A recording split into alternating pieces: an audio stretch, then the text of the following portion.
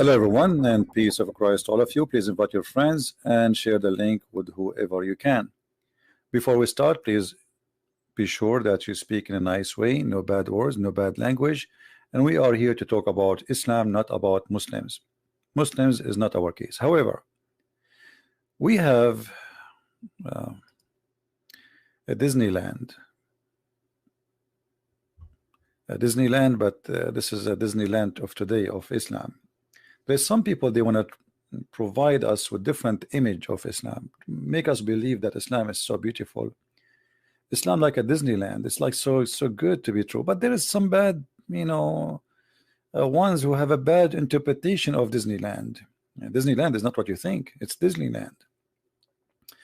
It's there where Mickey Mouse and the cartoon and Alice in the Wonderland, Cinderella, all the beautiful stories. That's what they want to say to us. So today I was looking for news, and I found this article. We will start with this one first. This is a Muslim woman. She is from India, I guess, and the Muslim cleric, they are attacking her because she married a Hindu person, I think, and she is doing things which is not accepted in Islam. So this article contain like two sides. One Muslim, a mufti, his name Asad Qasim, he says that this woman, she is not a Muslim, she don't present Islam because she is married out of her religion, and she should change her name and religion. Islam does not need people who assume Muslim names and defame Islam and Muslim. So this guy, he's attacking this lady who is supposedly, I don't know, she is an actor. I'm not sure really who is she. I never, I'm not like I'm not Indian, as you know, so I don't know much really about who is this lady. So then another person, he answered him, and he is a Muslim. And here you see, I mean, the two sides of Islam. One, he is saying that this woman, she is not present in Islam, she is ashamed, etc., etc. And then another Muslim, he says to him a different opinion. As we see here, another Muslim, he said, reacting sharply to the cleric comment to Wasim Rizivi, the chairman of the author Shia. Here we go, he's a Shia. He answers saying, Islam does not bar her from wearing these things. There's no problem if any follower of Islam want to convert to other religion, they can do so, but nobody can be thrown out of Islam. I mean, who is here telling the truth? Is the story? Who is saying the truth?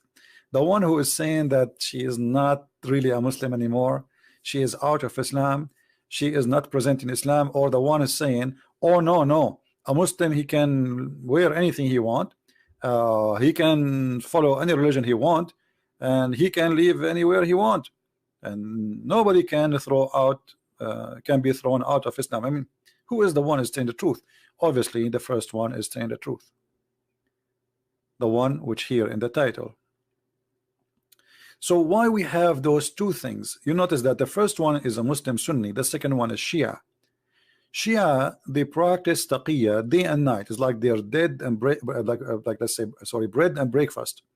So they cannot start their day without practicing taqiyya. So the taqiyya, the Shia here, he is trying to show that the Sunni sect is a bad sect. We are better. No, that's not true. Islam does not bar her from wearing these things. By the way, the Shia, they are the one who follow Ali, and Ali is the one who burned people alive. He burned them literally alive, like ISIS. And the Shia and the Sunni, both, they believe that if somebody did not practice Islam as the Prophet said or Ali said, according to the Shia, the Sunni only Muhammad, then he should be executed. So both of them, they believe in that. So why this guy is saying no, she can't do that? Just he want to show the word taqiyya, that we are Shia, we are better than the Sunni. So how we know which one is saying the truth? Later we will come to that. I saw another article here.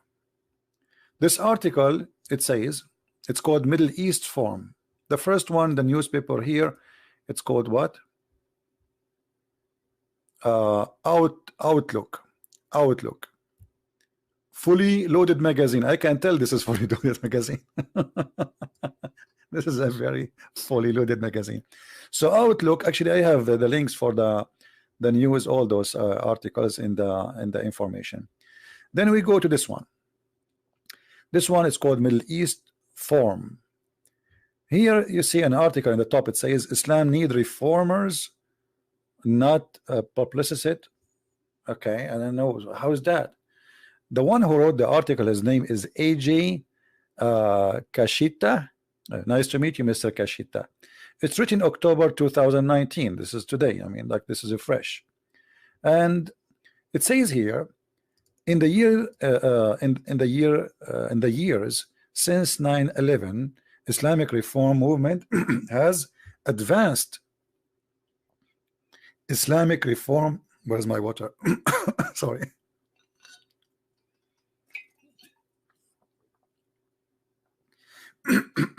Sorry, the comedy is making my voice disappear. Islamic reform movement. Where we can find this movement? What do you mean? Islamic reform movement has advanced. Where is that? That's happening somewhere. The reformers and the bridge builders. There is bridge builders. There is Muslims who they are bridge builders, and they are called reformers, according to this person. Who are they? Then they go in the article. You can read off. Take your time and read it. And then here we find bingo. We find two pictures. One is called Tariq Fatah, and the other one, his name is Muhammad Tawhidi. Now Tariq Fatah, this guy, I never heard of him before, so I will do a little search in private Google, peace upon him, to see who is this guy.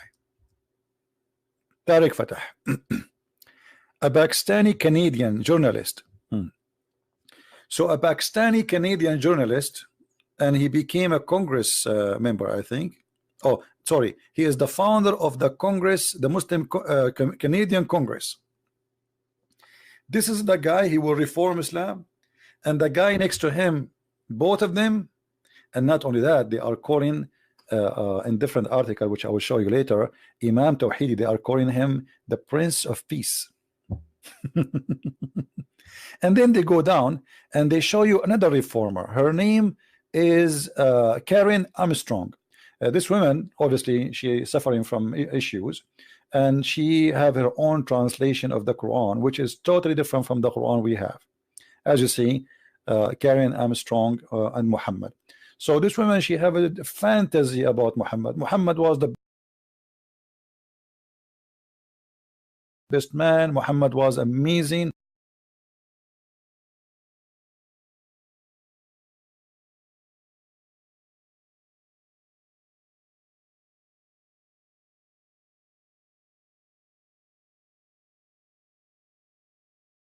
Muhammad never kill. Muhammad never say beat your wife. Even she say the Quran, when the Quran says udrubuhunna, she say the word in Arabic means stay away from them.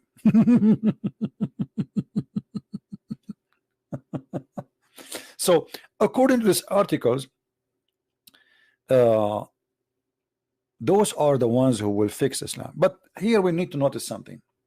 As long the article writer who is from the left, weird people, you know, who is saying Islam need reformers, so he agreed, he admitted by making this statement that Islam is wrong. You see, he's trying his best, this person who wrote this article, not to make Islam look bad, and actually he is trying to defend, but the article is so clear. Islam need reformers. You see, Islam the way it is, it's not good.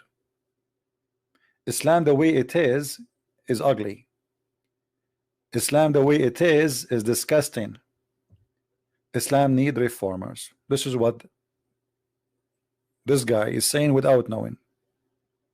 Or maybe he is too much hypocrite to the point he don't dare to say this is what I meant. So when you say to me and you quote for me people like Imam Tawhidi, well, do Imam Tawhidi believe in the Quran? Yes, he believe in the Quran. So how Imam Tawhidi can be a reformers? I will show you another way of hypocrisy, how those people they fool you. Imam of Peace. I was looking for a picture of Imam Tawhidi actually, and this news page came in the, like I click at the picture, I came to this article. It's called Ohio, the Ohio Star, and there is a link down in the info. Imam of Peace Muhammad Tawhidi call out Talib and Omar amid Palestinian rocket fire. Okay, what he said by Molly Prince, the one who wrote the article. Her name is Molly. Hey, how are you, Molly? Nice to meet you.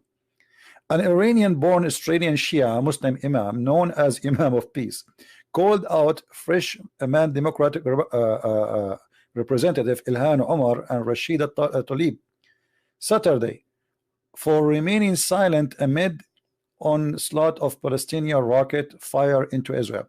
So this guy, he is against shooting at Israel. But hold on, this guy is a Shia. And where he go and where he study all his life, they scream death to America, death to Israel. Actually, there is pictures of him with one of the biggest sheikhs who hate America. He is their student. So what happened now? It is taqiyya. Let me introduce to you taqiyya. Taqiyya is a very Islamic practice according to the Quran, that a Muslim man, he can say anything to protect his target. So if our target to take over a country or to manipulate or to take over a political agenda, we are allowed to use anything. Actually, taqiyya can be used only, not only this, I mean even with your family or with your wife, with your children. As an example, your wife, she asked you, did you marry another woman additional to me? You are allowed to lie, to say no. This is called taqiyya, protection. And the philosophy of it, well, if you say the truth, that will cause a problem. So don't say it. Say no, you are the most, I love you, you are the only one in my life. Don't tell her I married, and even though Islam allow him to marry up to 4. Read carefully with me here. It says that the believer should not take the non-believers as friends. But Mr. Tawhidi, as you see, he is defending Israel, right? And he is against Hamas terrorism. But Imam Tawhidi will never answer you about what it says in the Quran, that a Muslim cannot take non-Muslims as a friends. So Imam Tawhidi, when he took the citizenship in Australia, did he take an oath that he accept the Australian government as a protectors and as authority over him? Yes. How he can do that? The answer is here. It's not allowed for him actually to do that unless it is security. So we can live in this country and we can spread Islam and we can fool them. Read carefully. So anyone he take non-Muslims as a friend, he has no honor, mercy, or protection from Allah, unless it be that you guard yourself against them, save yourself from them, taking it as it were security, saving yourself from them by speaking in a friendly way toward them while your heart is like this. Do you see it? Who is the one saying that? This is Ibn Abbas, the big boss of Imam Tawhidi. This is the cousin of the Prophet himself, and he is a very, very important figure in the Shia sect and the Sunni sect. So you can lie to them saying something, but in your heart you should be believing in the opposite. Read carefully. The one who taking them, the disbelievers, as a friend, and he is sincere, it says here, he who is sincere, who doth that seeking might and honor by taking the hypocrites and disbelievers as a friends, he has no connection with Allah. Okay, is Imam Tawhidi a person, a prince of peace, and he take the Australian and whatever Christians as a friends? He say yes. Actually, as you see, he is defending Israel. but this is the taqiyya. He's trying to present that the Shia, we are better than the Muslim Sunni. Join our mosque, convert to Islam here, and forget about the rest. After you convert to Islam, the story is different.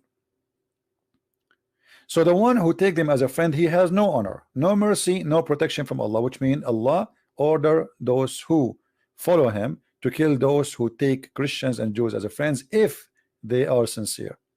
Unless that you guard yourself against them, save yourself from them, taking it where security is saving yourself from them by speaking in a friendly way toward them while your heart is like this. So in the heart we have hatred, enmity, and then when we speak to them we say we love you, we are friends. This is Imam Tawhidi. This is Imam Tawhidi. And if you are a naive person who do not know what Islam is about, they will convince you. They will say, hey, the guy, look, he's defending Israel. No, they will never defend Israel. The Quran made it so clear.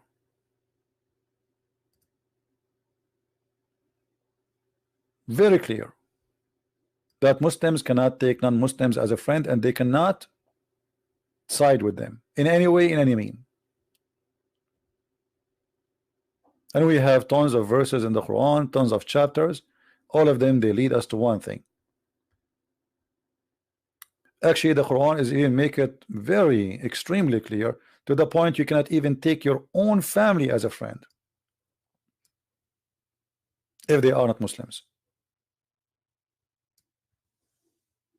So what those people are talking about? They are just trying to bring confusion to you and make you believe that there is a bad interpretation for Islam and there is a good interpretation for Islam. The challenge is here. Who is the one who gave good interpretation for Islam? Are those names are qualified really to give interpretation for Islam, or who are they? No one. In order to reform Islam, we have to change the Quran, and we have to change the books of Hadith. Is Imam Tawhidi, this kid, I call him a kid, he's just a kid, can he take this verse out of the Quran? No. Can he take 9:23 out of the Quran? No. Can he take 5:14 from the Quran? No. Can he take 9:29 where it says kill the Christians and the Jews, slaughter them, or force them to pay jizya? No. So what reform? What we are talking about? Who is the one is capable of doing such a miracle? When I say I want to reform Christianity, that's mean I'm going to bring you different Jesus. As simple as that. Nobody can. What reform? What?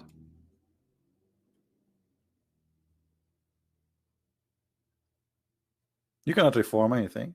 I mean, we don't judge Islam by me or Imam Tawhidi.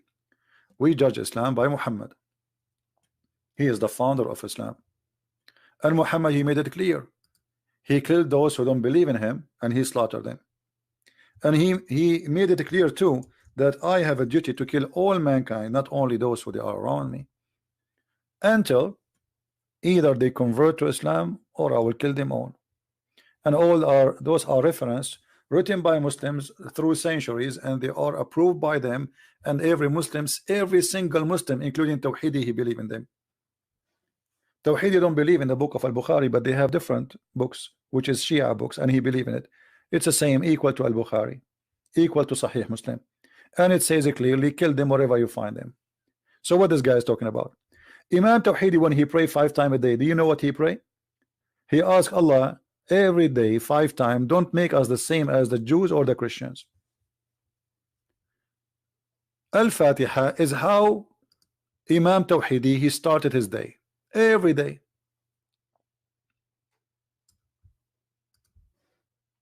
Every day in the morning, this guy, before he say good morning to his wife, he start cursing the Christians and cursing the Jews.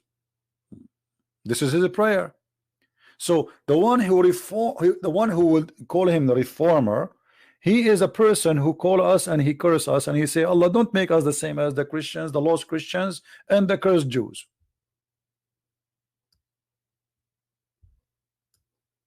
5 times a day.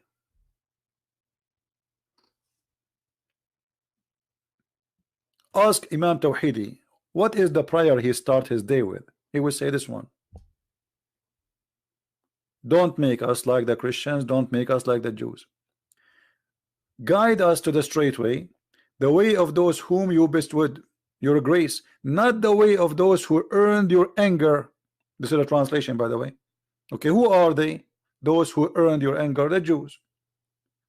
Nor those who went astray. Who are they? The Christians. Ask Imam Tawhidi. Who are they? The one who they earned their anger from the Islamic Shia books, not from the Sunni.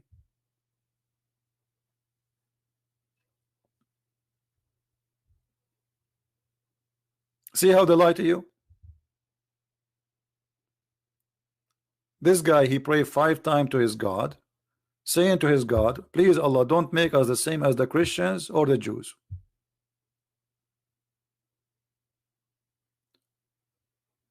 And then they want to convince us that Islam need reformers. How you can reform a religion? What reform mean?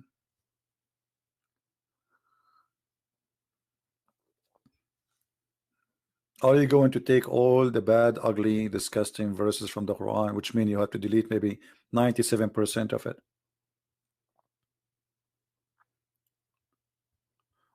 When you see a woman like this woman, Armstrong,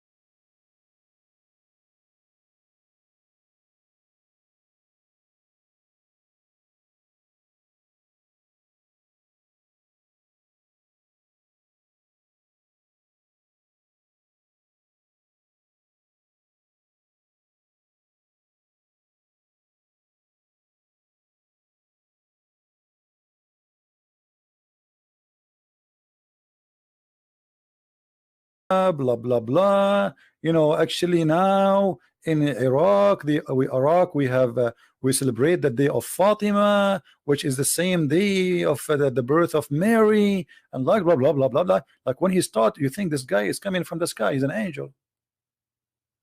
You know, he's an angel. Right after I start getting him busted, at the end, the guy, he says to me, we are going to cleanse from the earth from people like you. We are going to cleanse the people from Palestine from the Zionists. He said it clearly in TV. He is going to which means he claimed that he want to kill all the Jews in Israel. But in the beginning, he was, we are friends, and etc. And we know we both believe in one God, and all of this disappear.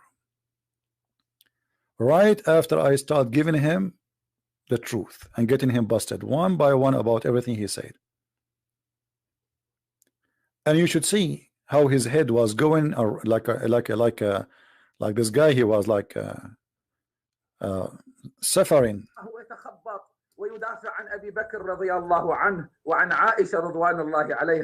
The liar, he was saying, we Shia, we defend Abu Bakr and we defend Aisha. Look how much they lie. The Shia #1 enemy for them is Abu Bakr and Aisha. But in his debate with me, he says, we Shia, we defend Abu Bakr. We defend.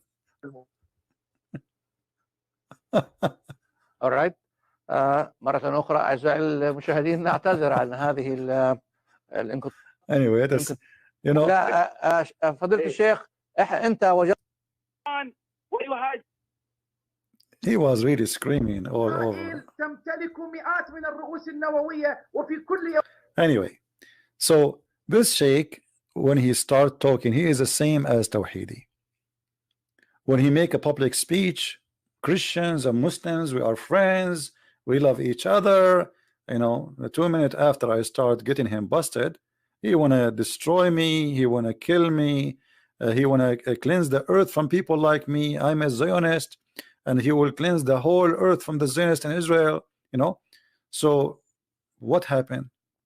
What happened to the one, we are friends and we love each other? And so the beginning was taqiyya, the end was the truth. And the reason they speak like more free, because we are speaking Arabic. This guy been interviewed 5 times in Fox News, and 5 times they could not get him busted. He sponsored Hezbollah. He support them. He went in a strike in the street to support Hezbollah. But in his debate with me, the debate is there. You can go, you can get it. You know, the whole debate is like an hour and an hour and 26 minutes, I think. But literally, I made him shish kebab. If you read the comments, if you go to the official website of ABNB, sorry, ANB, like when you see the comment of Muslims, the Muslim, they say this guy, he is paid by Christian prince. There is no way that a Muslim, he will not be able to answer like this. Oh, you chose him because he's a Shia. You know, he don't know anything about Islam. Okay. Yeah, I paid him. Anyone I debate, I paid him. He got paid by me. All right.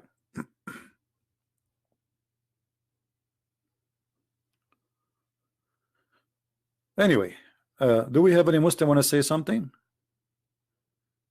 Why we have 884 watching, but only we have 496 like? Is that really only we deserve only 497 like? Okay. Do we have any Muslim would like to say anything to us, maybe to correct us? Anyone? You see, I'm here. Like I open my Skype. We take live calls and we make a challenge. Prove us wrong. Who can prove us wrong? Islam is a religion, cannot be reformed, and yes, I agree. Islam needs reform. because obviously it's ugly. This is why they made this article saying Islam need reform, because it's ugly. The reason you said Islam need reform, because you agreed, you admit it, even though you are from the left-minded people who don't want to attack Islam. By saying that, you admitted that Islam is a problem. Islam is not right. Islam need reform.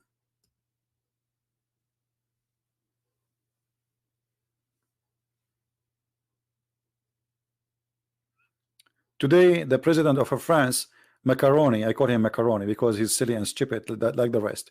He says, oh, we need to be very careful about watching the society watching the terrorist. This is what you need? Is that really what you need? No, what you need, my friend, is to open a TV station attacking and exposing Islam. If you show the Muslim that there's no versions waiting for them, nobody will join ISIS. They will go to Disneyland because Disneyland is more realistic. What you need to do is to show Muslims that Islam is false. Otherwise, if you arrest one terrorist, tomorrow there will be 10. You arrest 10, tomorrow there will be 100. Because the idea is there and they believe in it. You have to fight the belief, which is the reasoning. Those people, they think they want to fight terrorism, but they don't want to fight the reason for it. The reason is Islam. A police officer, he was a policeman for all his life, never hurt a person, converted to Islam, and then he attacked people and he started killing them. This is just last week.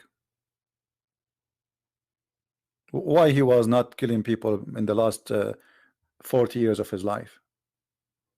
Why he converted to Islam last year and today he want to kill people shouting Allahu Akbar, attacking them? So the problem is Islam, my friend. It's not the terrorist himself. The terrorist is a victim himself. The terrorist is a victim. He's a believer in an idea that if he killed those who don't believe in Islam, as Allah told him, he will go to heaven. All the Western countries, because they are stupid, they are fighting terrorism, not Islam. When the problem is Islam, when you destroy the idea, you destroy terrorism. Otherwise, you are wasting your money and your resource. It's like, you know, what they are doing in the West. They are like somebody want to kill somebody infected with a virus, but they don't want to fight the virus. You know what I mean? But the one is infected, he's a victim himself. What about we fight the virus? How this person became what he is? Why somebody is a Hindu?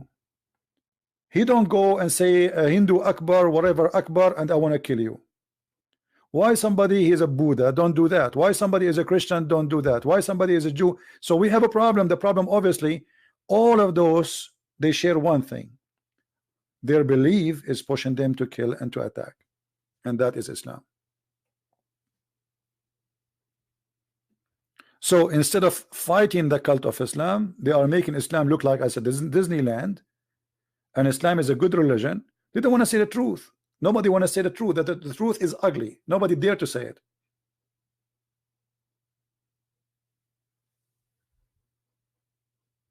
And look here, that we have a Muslim saying a flat earth Bible. The Muslim is not worried about what we are talking about. He's talking about a flat earth Bible.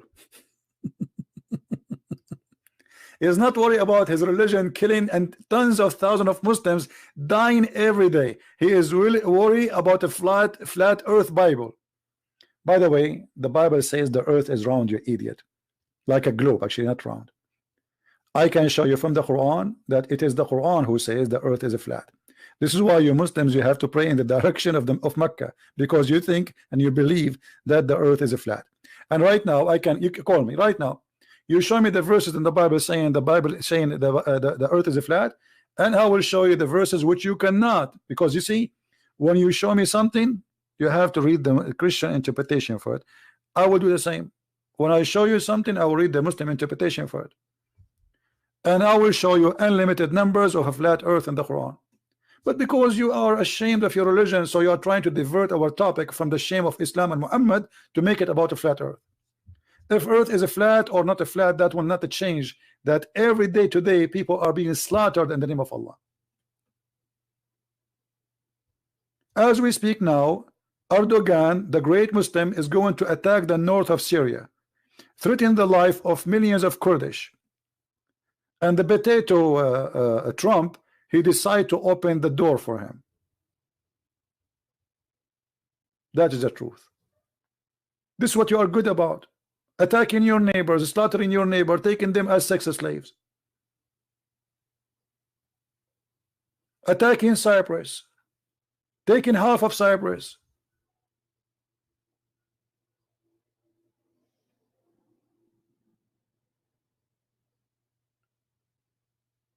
Stop calling Trump potato. He's a potato. He's a big potato. He's 6 foot tall potato.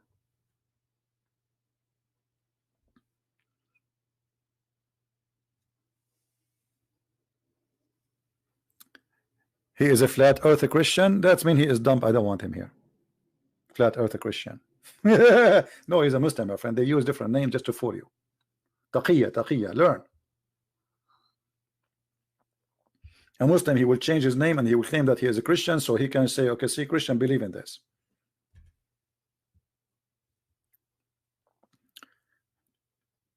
Trump is a person who treat the world as a business. He think the whole earth is a business, is a company.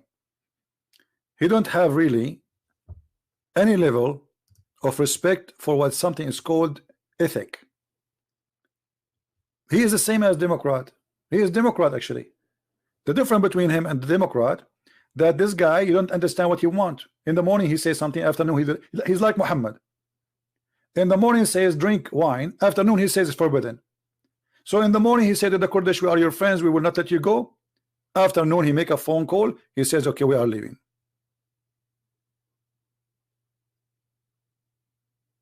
That is the truth. I voted for him, and next election I have to vote for him, because if we don't vote for him, we will get another donkey bigger than him. In America, my friend, we don't elect president, we elect donkeys. But there's sizes. There's big donkeys, small donkeys, mule donkeys. One of them he will hit you on your balls, and the other one will hit you on your ass. Choose one. But all of them are donkeys. All of them, with no exception.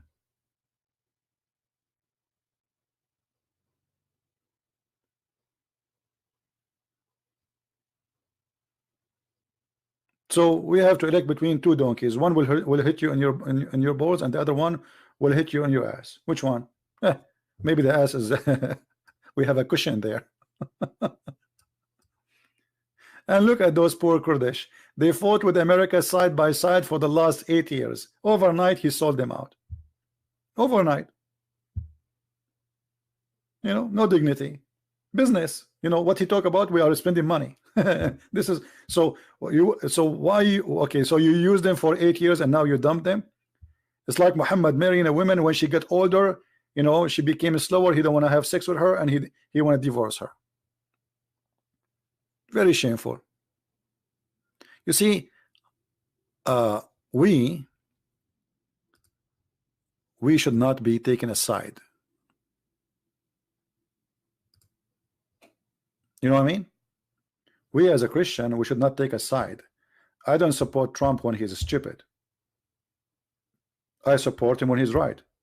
And this guy 90% of the time, the only thing he's right about maybe is economy. The rest is stupid.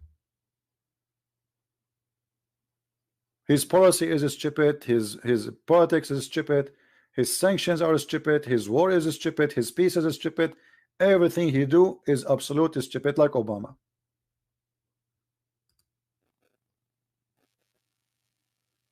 But if you ask me, are you going to vote for him next year? I say yes. What I can do? Voting for a stupid better than voting for a crazy person. That's the whole deal.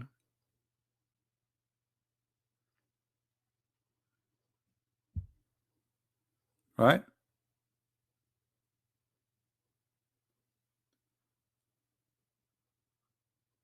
Do we have any Muslim want to say something?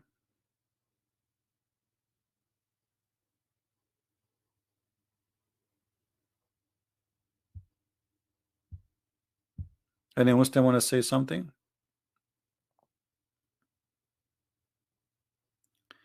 Donkey cannot speak English. Well, I don't know. Muhammad, he spoke to his donkey in Arabic, and he asked him if he liked females. You can find that in Ibn Kathir. And his donkey, his name is Ya'fur.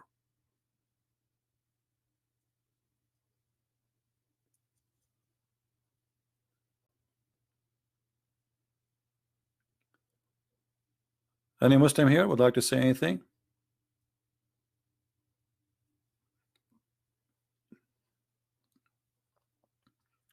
No, all politics, when I call donkey, this is on my scale. All politics are the devil. They use you and they fool you. You see, when they go to election, what they do? As an example, Obama before the election with Hillary Clinton, he signed the biggest deal as an aid to Israel in history of USA, the biggest ever. Suddenly, Obama became in love with the Jews in Israel. Why? Because he wanted their support to Hillary. They fool you. They don't care really for. They care how they can win election. And Trump today, all what he's worried about how to win the election. If he would withdraw the army from Syria, he will be the one who says, I am the one who took the army from Syria. Always in those countries, in the Western countries, the one who sent the army is the bad guy. The one who would withdraw the army is the good guy. This is the mentality. So he want to be the hero who is going to withdraw. It doesn't matter what the price is. It's just for the sake of election. He don't care really for what's going to happen next. And the one who's attacking him for withdrawing is just for the sake of election too. It doesn't matter really. If they are in office, they will do the same. All of them, they are a bunch of liars. Obama, he sent hundreds of millions of dollars to the terrorists in Syria. More than $600 million. Nobody questioned him why and how.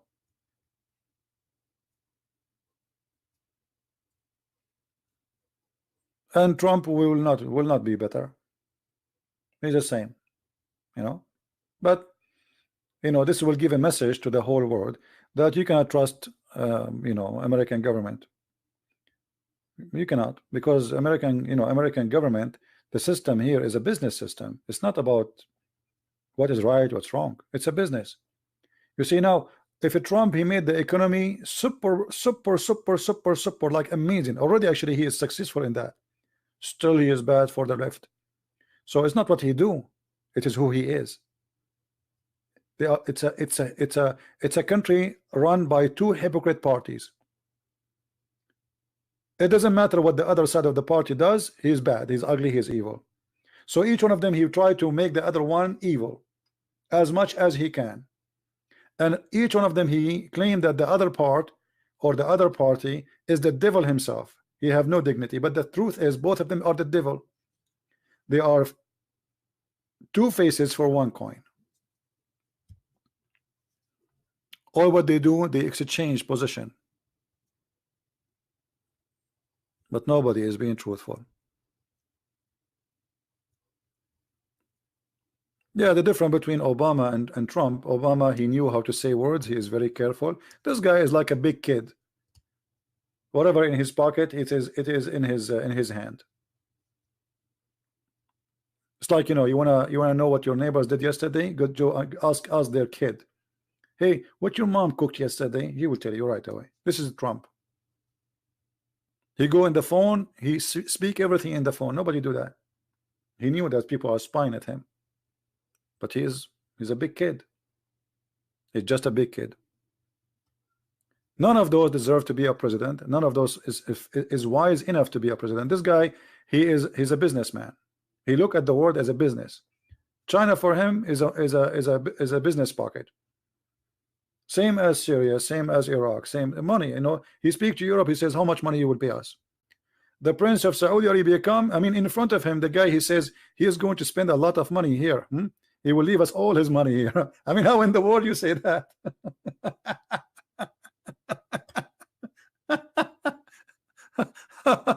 What kind of a president he is? He's just a kid. He is just 6 foot tall kid. He say things nobody should say. And actually, this is why he won the election. Because people, they are sick of people being fake. Nobody want to say nobody speak as things as it is. This guy speak things as it is. All what he want from the crown prince is his money. So the crown prince, he says, come. So okay, so he will spend a lot of money here. Huh? How much money you will get? $400 billion he will give us. Yeah, he's making the guy even look bad in front of his people, because his people are listening. Our crown prince is taking with him $400 billion to give them to USA. Trump, he said that. So we don't support a side. We support what is right, and we go against what is wrong. So when Trump he do wrong, the same as Muhammad. You see, if Muhammad was a good person, I'm not going to go against him. I mean, let us say he's a false prophet. At least, you know, let us say he was a false prophet, but he don't teach violence and killing. I would say, okay, just false prophet, liar. But Muhammad is a very ugly person, extremely ugly.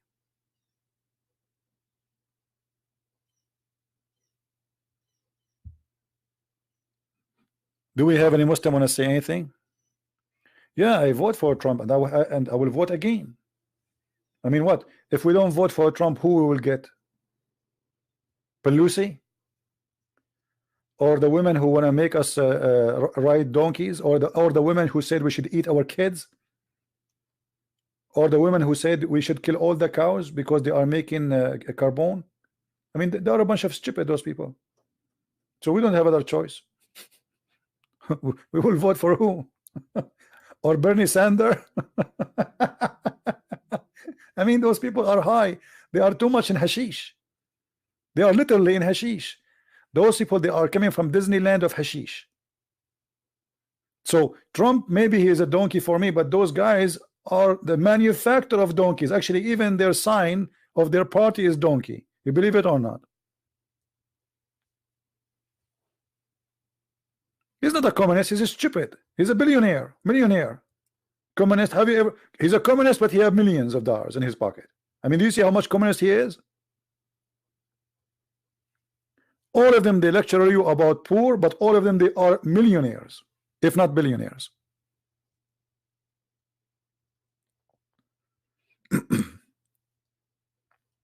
Like I find it funny when Trump he speak about the poor. I mean, look who's talking. He feel for us. Yeah, all of them, they feel for you, but those are speeches just for propaganda. We knew it. We are not stupid. Now, do we have any Muslim want to say anything?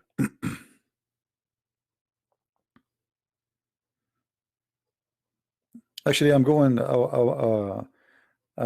to make a video about China, and I will publish it maybe in this page or in the other channel, because, you know, I went to China and I was expecting, first time I went there, I was expecting a communist country, but there's no communist in China. The only communist is the poor ones who they are living in the province. There's billionaires. I mean, not only billionaires, I mean, there's trillionaires in China. You will see the most expensive cars everywhere. So in China, either there's people are eating rat for a dinner, and it's like their turkey, literally rat. I'm not exaggerating. Literally, they eat rats. This is how poor they are. Or there's people, they are changing the car when they change their shoes. This is a China. So the outside is a communist. Communists are you know, it's a big fat lie. There's no communist. It's a big fat lie. It's just a system to control others, a group of people. They are the gang, the mafia. They will control the government, and they will become billionaire because of the government. And then the title is all the people are equal. Go on the street and see how equal they are. You will see that that's not true.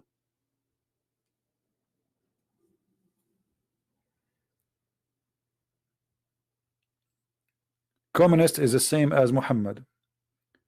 Muhammad, he says, kill them and take their money and we spread it on us. But when the truth happened, he says the fifth to me and the fifth to Allah and the best of the booty to me.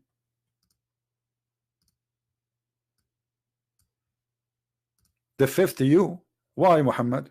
Because I'm the prophet.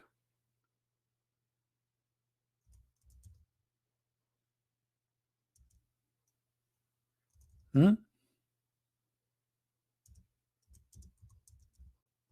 He's the prophet. He will take the best of the booty. And he will add after that, he says, and that the fifth will go to Allah and his messenger, and then we give the charity for the poor. Hmm. Yeah, Muhammad is a charity man.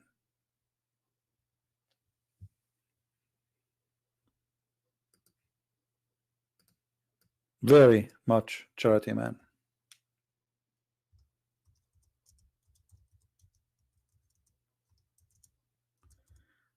Now, do we have any Muslim?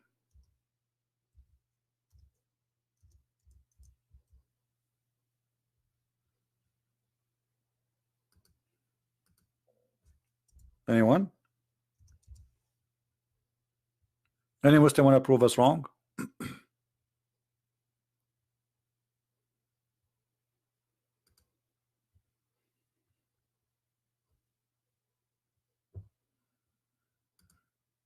No one?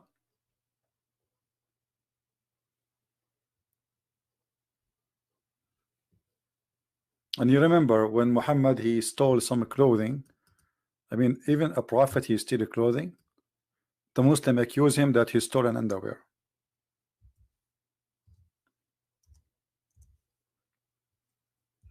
And now Trump is accusing Joe Biden that he is his son. He stole many underwear with his son.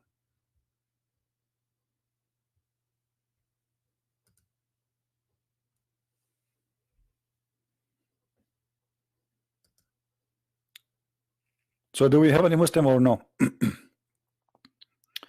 All right, look like we don't have Muslims for today. It's a dry weather today, maybe. Today is October 8, 2019, and now it's 4:34, and look like we are very dry today. I don't know what is today. Why October 8? What October 8? Oh, maybe today is Mut'ad Day. Is it Mut'ad Day? Mut'ad Day usually is a Thursday. I mean, still early for Mut'ad Day. Anyone?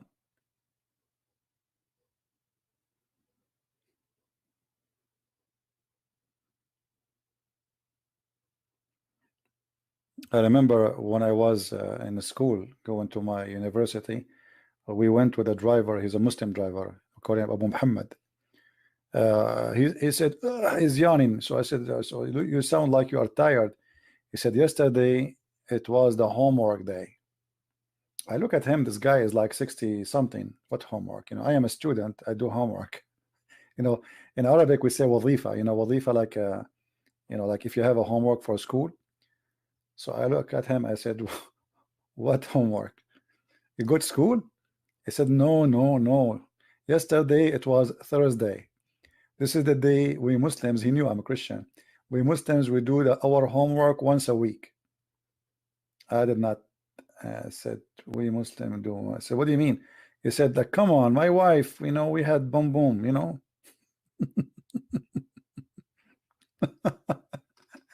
They do their homework once a week. Yeah.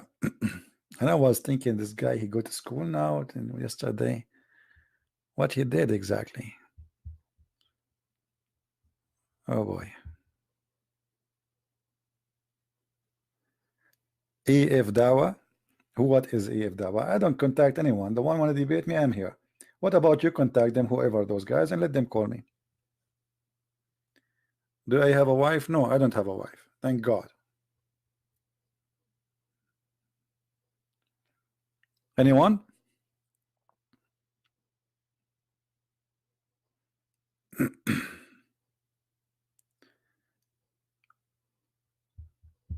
Any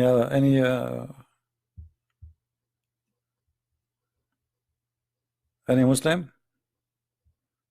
Don't ask me questions. It's silly questions. Do you have wife? Do you have children? No, I don't have wives. I don't have children. But not, but don't ask me those questions again. I mean, what that will make a difference for you if I have a wife, a children, or not?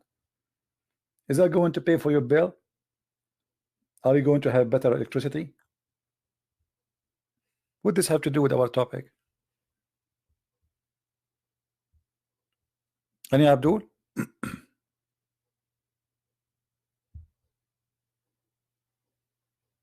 Yeah, the question is, do you have a brain?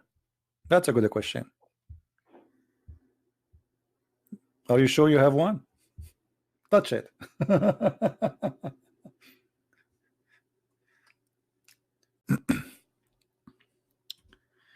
How many here are from Europe right now? How many European are listening at this time?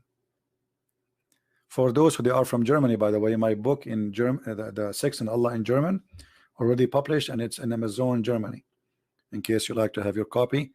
And we have we have our Dutch book, Sex and Allah in Dutch. All right, we have many people from Europe. That's good. All right, that's good. That's good. Wonderful. Do we have any Muslim? Yeah, if you go to Amazon.Germany, you will find Sex and Allah in German language is already there.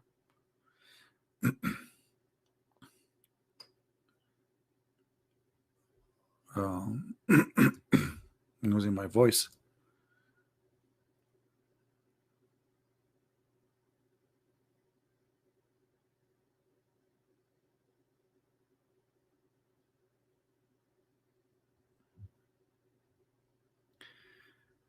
So,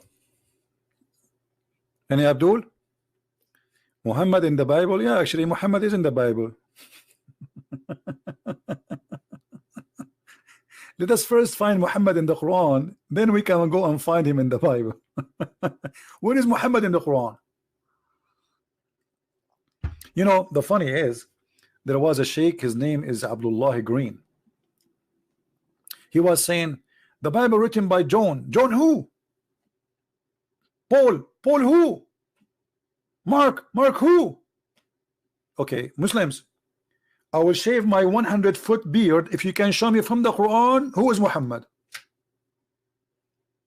Muhammad who? In the Quran there is a guy, his name is Salih. Salih who? Abraham who? Oh, I forgot, in the Quran it says Abraham is the son of a guy, his name is Azar. Azar who? Abraham, his father became Azar. I don't know what's wrong with my, I think I drank too much coffee. Azar. So it's really funny when the Muslim, they ask questions and they make a challenge. Okay, I challenge you right now to call me and I will tell you John who, and Mark who, and Luke who. Now how you can tell me from your book Abraham who, Israel who, Muhammad who? We have the Quran in front of us. As you see here, it says Abraham, he said to his father Azar. Abraham, you have a father, his name is Azar. What happened? His father changed his name? Huh?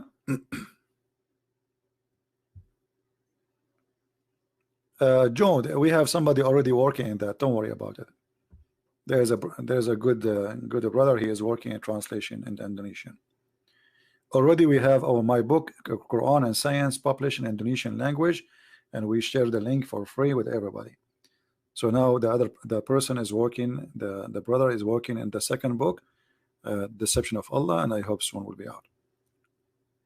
Any Muslim can tell us who is Azar? We don't know. The only one knows is Christian Prince. Azar is not a word, is not a name. Azar is a word mean foolish or a fool or stupid. So the Muslims, because they are, and Muhammad, because he's a thief. He was copying from the book of Waraq ibn Nawfal that Abraham, he said to his father, foolish, are you going to worship idols?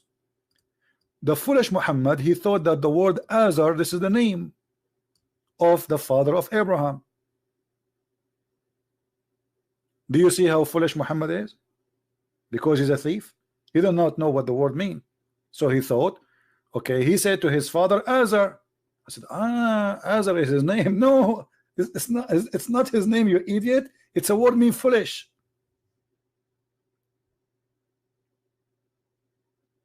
So the smart Muhammad, he made the word foolish the name of the father of Abraham. Do you see how smart he is?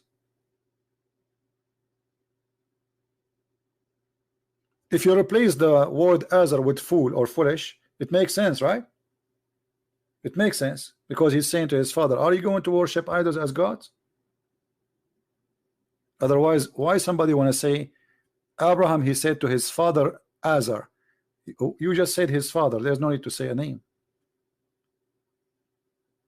You see, we say a name, like imagine we say Muhammad, he said to his father Abdullah, but everybody knows his father. Why you want to say his father?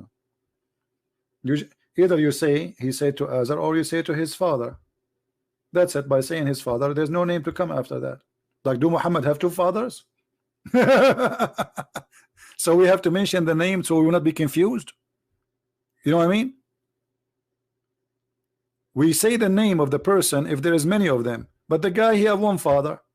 So what do you mean he said to his father Azar? But because Muhammad, you don't speak the language, he is copying it from the book of Waraq ibn Nawfal.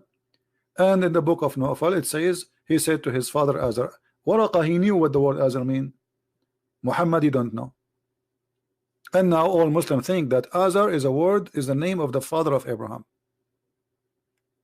Now, if we go back, who is a Muslim who tell us what? Who is Muhammad? Who is Muhammad?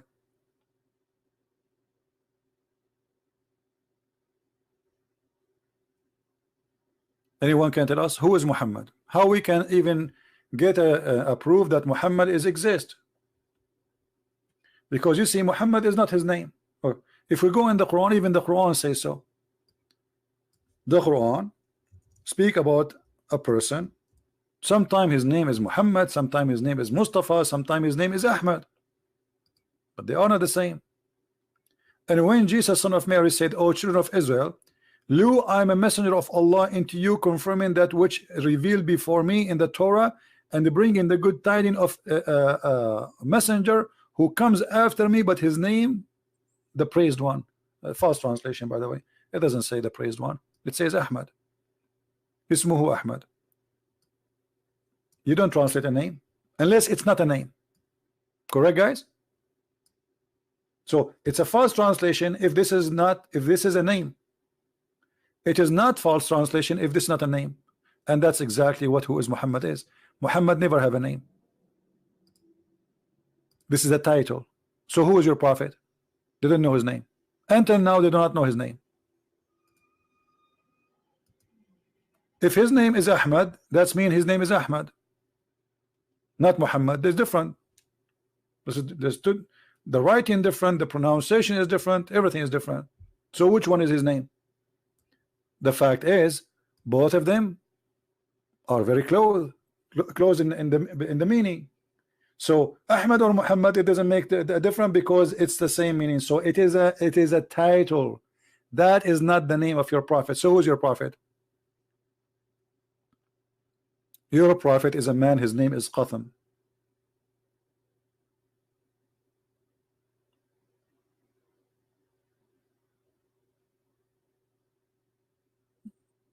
Azar is a girl name. Now you are talking about something, the pronunciation is different. This is Azar, not Azar.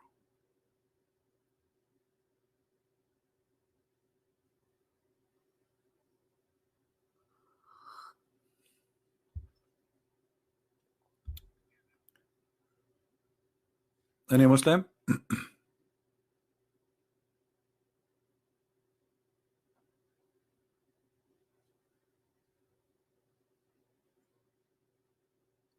I still did not found your video about the word Abraham in Quran. I don't know what do you mean.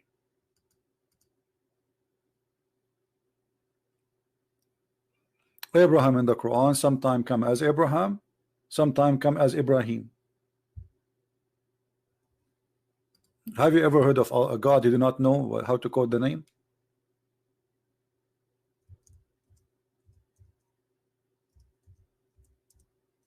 Why?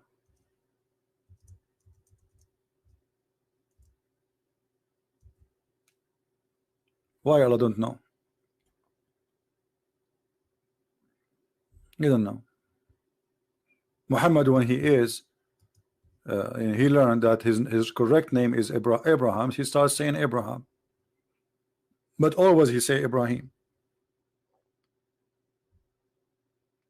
He correct himself.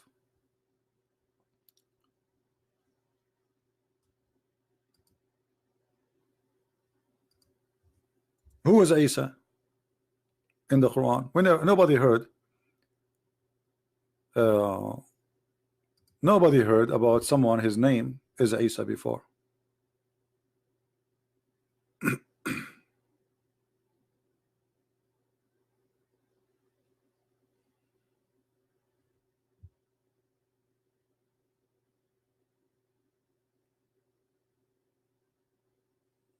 Any Muslim?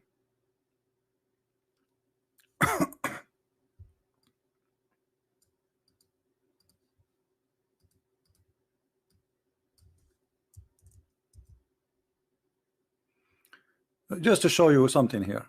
Okay. If I search in the Quran, which they have in their website, if I search the word Abraham, I can't find it. They change it. But in the real Quran, the word Abraham is there.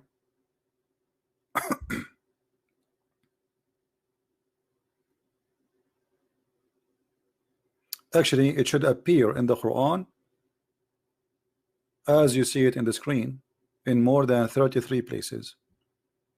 They change it all. They make it Ibrahim. So it's Ibrahim or it's Abraham.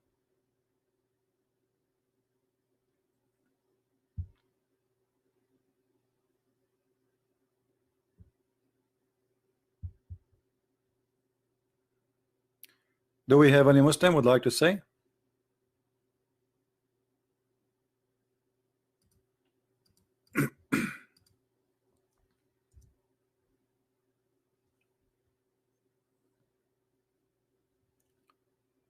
No Muslim. Are the Arab possessed by the devil? Why you think so? What does have to do with being Arab? There's people, they are possessed by many things. The devil can appear to us or in our life in many ways. People are obsessed by money, power, not only Arab or Muslims. You know, look around you. You know, we have to be honest here. Look around you. Don't you see how the world is? Look at the TV. Open the TV. What you hear on TV? Sick news. So it's not only them they have a problem. We are talking about a topic. It's called Islam, but we are not saying we are better than others and the rest are garbage. This is not the story. The same as the Arab, they have many problems. In your society, you have many problems. This is not our. We are not here debating about who is better as an ethnic. That is not accurate. People are people everywhere. In every society, there's good and there's bad. The Arab, they have many good things and they have many bad things. Same as in your society, wherever it is.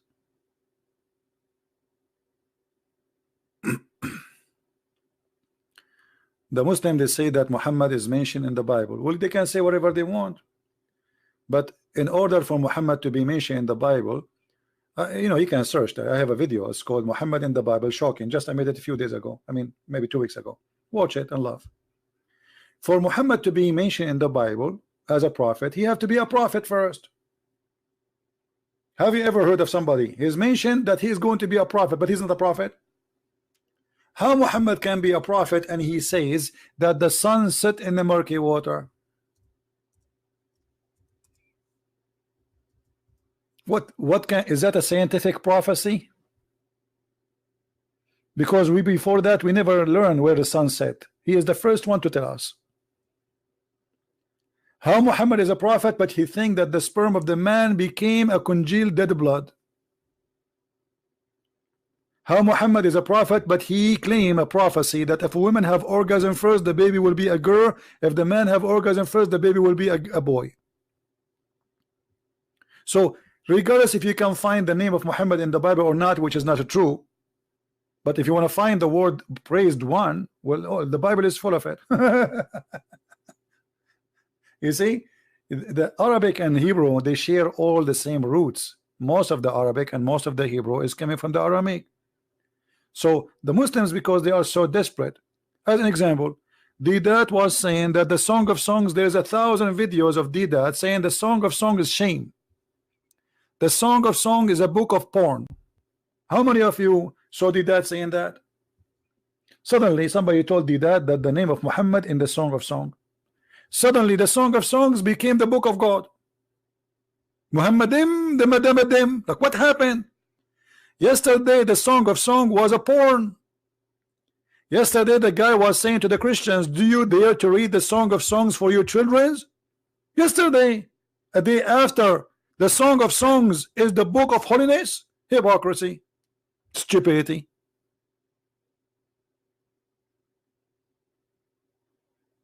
Right? Yesterday the Song of Song was a shame. Today the Song of Songs is where the prophet name is mentioned.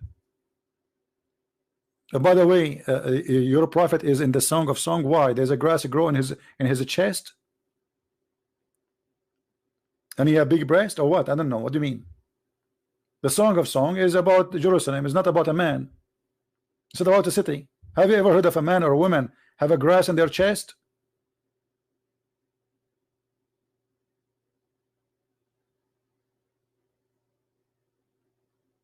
But Muhammad, that's it. He found Muhammadim. So obviously the Song of Song is about Muhammad. When you are bankrupt, you are looking for anything to find a solution. How we can prove Muhammad a prophet? We could not prove to them that Muhammad is a prophet from the Quran. He is bankrupt. So let us try to find Muhammad in their Bible. How you keep saying to people that your Bible is corrupt, and then you say to them Muhammad in the Bible?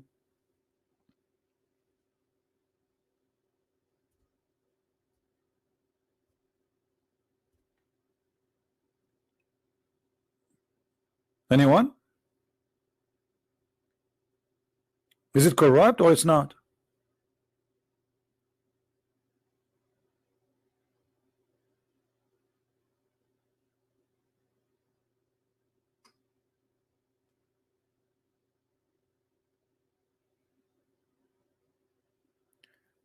The effective approach to Muslims, that's something personal, because every one of us is different. How you approach Muslims. For me, you know, I do it the way I do it. You know how I do it. But you are different. It's about how much knowledge you have, how much confident of your knowledge you have. You see, don't approach anyone if you don't have knowledge, because that will make you look like a fool, or even will be against you. It's like somebody, he want to school somebody, he have a PhD in mathematics, but then the second he challenge him, after 2 seconds the other person, he will make fool of you. So in order to challenge somebody about anything, you have to have knowledge, and that knowledge have to be strong and solid. So never approach unless you have knowledge first. So let us say, before you approach others about anything, approach yourself. Educate yourself, prepare yourself, study yourself, what you want to talk about, otherwise you will look like a fool. Can you call me? For sure, Asim. Are you a Muslim? If you are a Muslim, you can call me. If you are not, no. Anyone is a Muslim would like to call me, give me your ID in Skype and I will call you.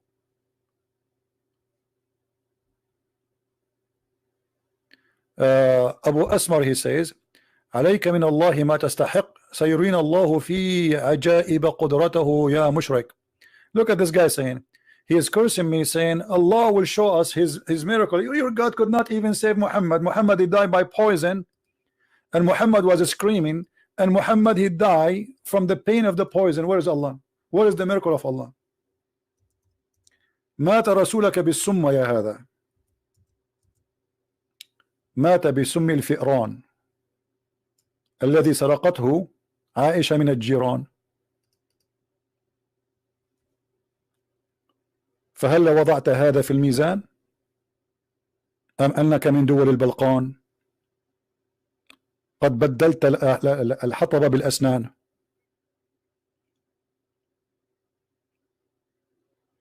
هل تسمع؟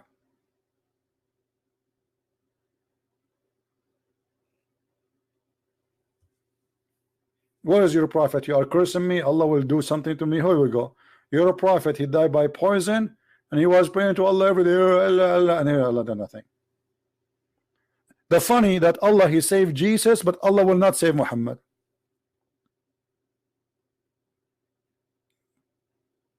Who is the guy who speaks Arabic? Are you going to answer? Are you searching Google?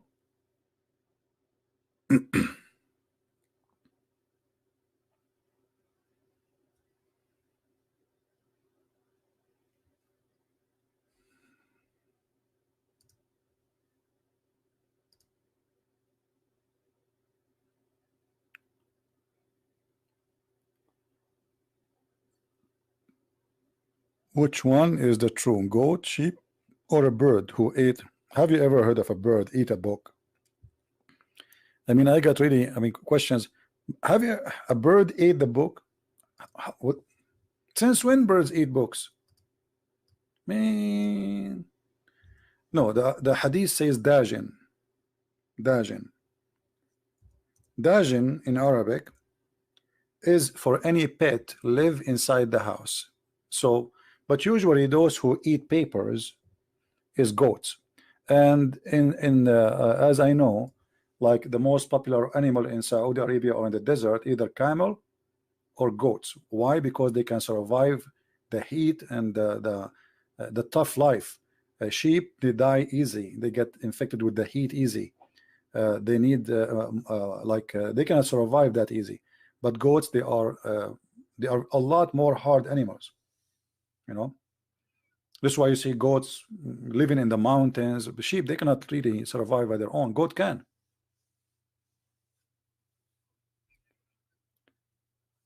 So mostly it's a goat.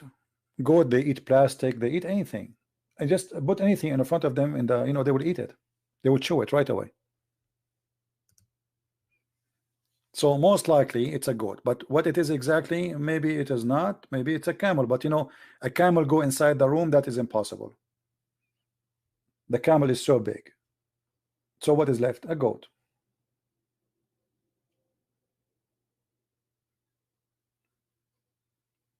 Yeah, goat, they eat anything. Actually, اسمع يا زنديق، أرنا محاورة على البث المباشر. يا أبو أسمر، الزنديق هو محمد، وبالدليل والبرهان، فقد وجدناه مع صفوان متآمرا على أم النسوان عائشة، وهي كانت معه فلتانة. ألم يثبت بالدليل أن رسولك ضبط عائشة متلبسة مع صفوان ثم غطى عليها؟ أما الحديث المباشر، لو كنت رجال اتصل، يلا تعال اتصل يا أبو شخة، اتصل. A Muslim is challenging me. Says, oh, he challenge you. Okay, call me.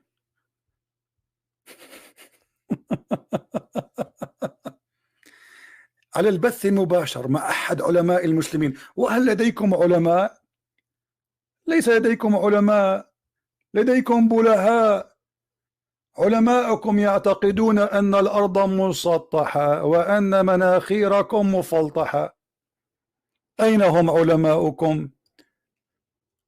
والشمس تغرب في عين حمية. ها؟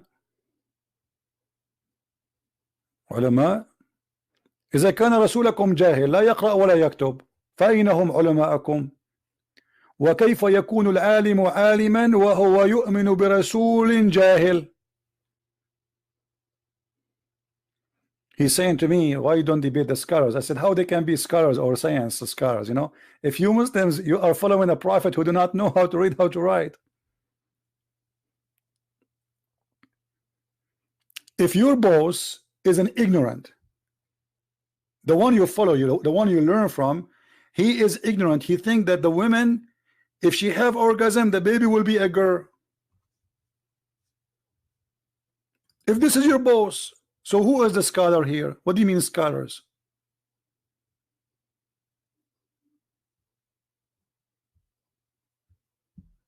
Right?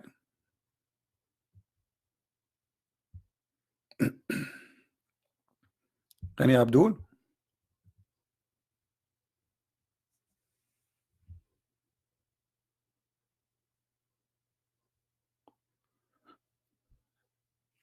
Any Muslim? Look, how many times we said any Muslim, any Muslim. I feel like sometimes like somebody in the front of a church begging for money.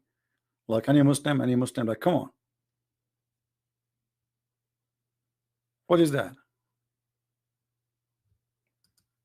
So when a Muslim, going back to the topic, when a Muslim says that we have a prophet, well, a prophet, he will not say such a stupid thing, that the sun set in the murky water, for this is a false prophecy. So to be a prophet, you should be a decent prophet. Someone prophesy, otherwise I can prophesy too. I can prophesy too. Anyone can prophesy, but people will laugh at me and they will say you are a liar. Right? Muhammad, he told his followers, do you know where the sun set? They said to him, we do not know where the sun set. Allah and his prophet know better. He said that Allah taught him that the sun set every day under the throne of Allah. And where is the throne of Allah? Is above the water. Muhammad, he forbid the Muslims from praying during the sun rising. Why? Because he said that the sun rises from between the two horns of Shaitan. Prophet, he's a prophet. He knew. I mean, he is the only one knew where the sun rises from between the two horns of Shaitan. Learn the Quran. I mean, why he don't call me? Tell this guy, learn Quran, Quranic Arabic. Why you don't call me? Call me, baby, so we can respond. What he responded? Let me show you. Tell your friend. Okay, the Muslims, how they respond to what their prophet says. Either they will say this is da'if. We know the story of da'if, right? Da'if. Anything they don't like is da'if, brother. Anything they don't like is da'if. Or he will say, he have a wrong understanding. No, I will not give you a wrong understanding. I will give you understanding of the prophet. Can he say the prophet have a wrong understanding? So those responses are just made for those who do not understand, those who have no knowledge. Here we go. This is the prophet of Allah explaining the chapter 86, the chapter about the 18, about the sun set in murky water. I was sitting behind Allah messenger who was riding a donkey while the sun was setting. He asked, do you know where it is set? I replied, Allah and his apostle knows best. He said, it's set in a spring of warm water. So what the response of the Muslim says? Did he say that his prophet was wrong? What is the response? You tell me. This is Muhammad saying that, not me. And is he going to say this is da'if? It's not da'if. Here we go. Is that da'if? No, it's not. Who said that? Muhammad. So what we will do now?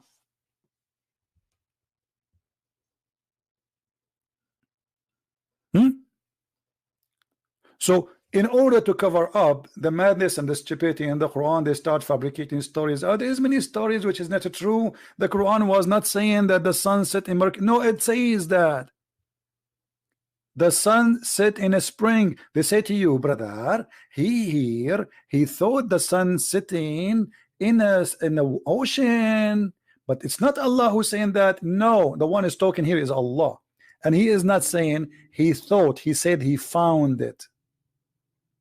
And look what he said. Allah saying, until the guy he took away and he followed that way, until when he reached the setting of the sun. Who is the one saying that? Allah. And actually he did not say the setting of the sun until he reached the sitting place of the sun, and he found it. You see, he found, you know, when you say he found it, is not he thought. He is reporting a find. And then he says, and near it, after he found it sitting in spring, and it's not in the ocean as they claim and they lie. As you see, even the Quran says it's spring.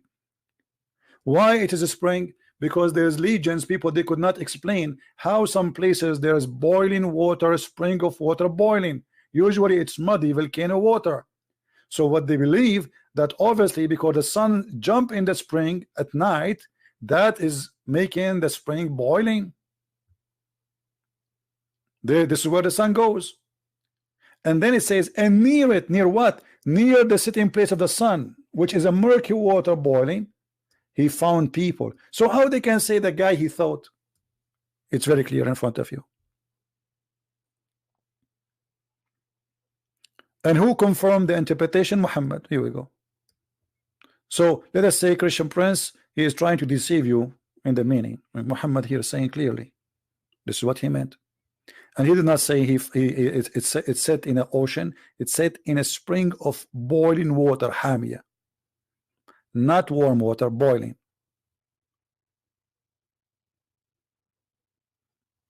Any Muslim?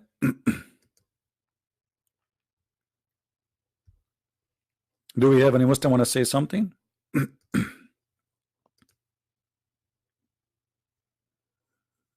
No?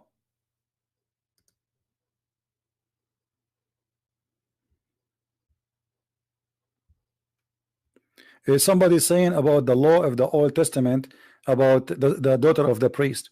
Okay, my friend, as long you are against the law of the Jews, why you Muslims take the same? You're a prophet, he burned people alive, and he ordered to burn people alive. And Ali, he burned people alive, and he took everything from the Jews, he put it there, stoning to death, burning people. So as long you're against that, how come you are believing in Muhammad? How come you don't ask the same question for your prophet? I will tell you why. Because you are a hypocrite.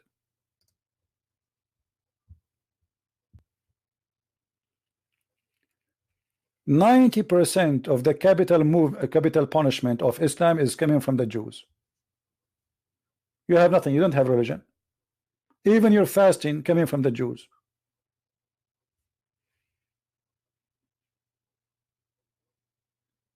You don't believe in the Old Testament? No, you believe in the Old Testament. Here we go. Let me show you. You're a prophet. He took the Torah and he swear by it, says, I believe in thee and the one who sent thee. So you are saying to me, you don't believe, but Muhammad he believes. So Muhammad is a kafir. Thank you.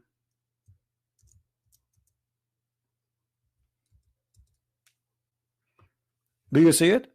Muhammad, he asked the Jews to bring the Torah, and he put the Torah in the cushion, and then he swears saying, I believe in thee and the one who sent thee.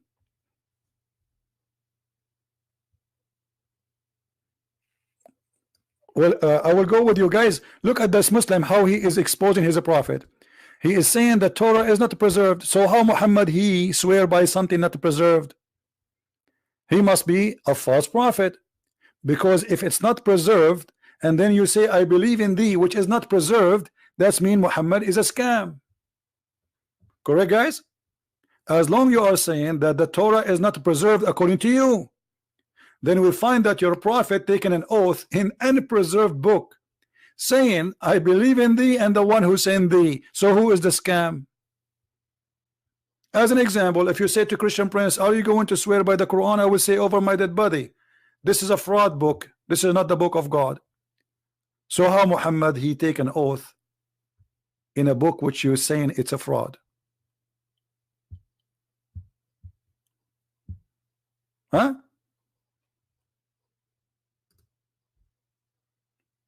Any Muslim have an answer? I like your cat, by the way. 99% of the stories of Muhammad is coming from the father of the cats, Abu Huraira. May Allah bless your cat, my friend. You got busted your prophet. By your help, your prophet is getting busted. Okay, guys, the prophet he saw the original Torah at that time. That's mean that the original Torah was exist. So how Allah prophet could not preserve it? Isn't it the Quran says that Allah he sent the Quran muhaymin, which means to protect it?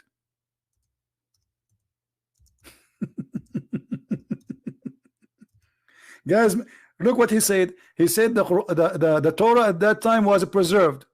Okay, that's mean all your accusation is false, because at that time your Quran says that the Jews, they worship a guy, his name is Uzair.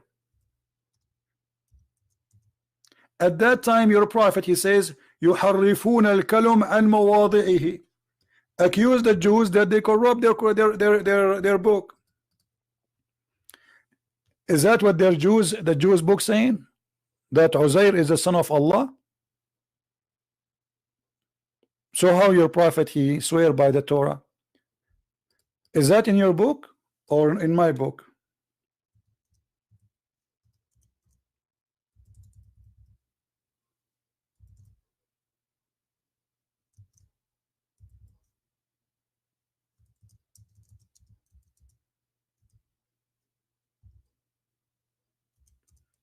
Who is a Muslim when I call us?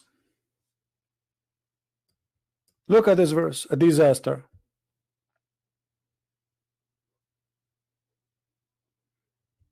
This verse is a disaster. Chapter 3. Look at them. They don't care. They don't dare to call us, by the way. They are ashamed. They are afraid. They are text people.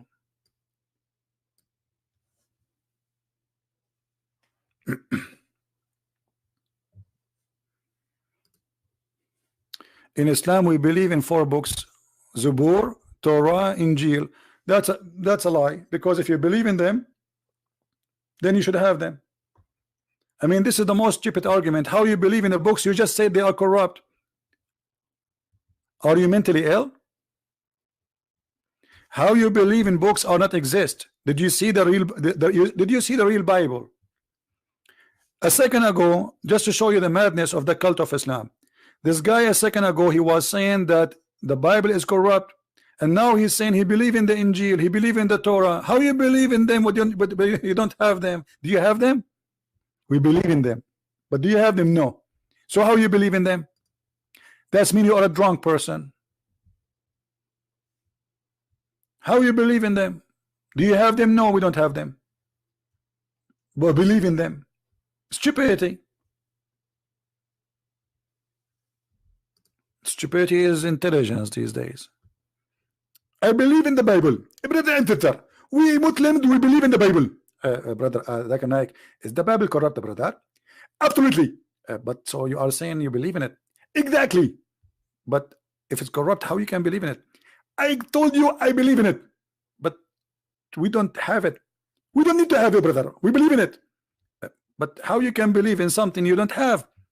I don't have to believe in it in order to have it, and you don't have to have it in order to believe in it. We believe in it.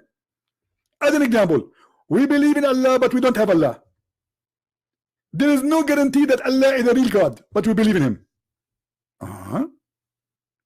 Any Muslim have something to say?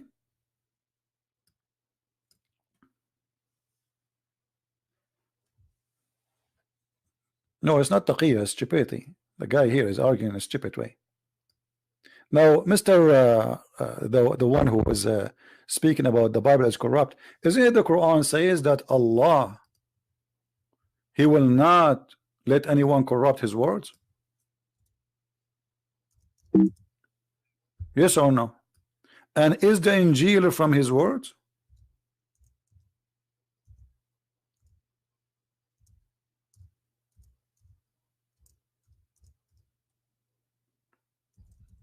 Who's a Muslim want to call me? I mean, why those Muslims are just, what the problem?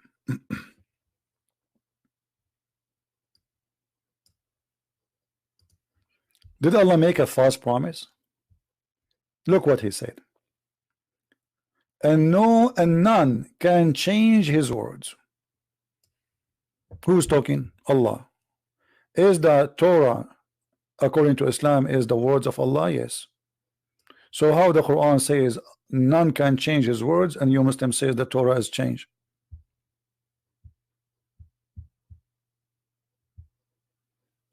Dr. Hassan, he like to call me. Okay, no problem. Give me your ID in Skype, Hassan. especially if you're a doctor.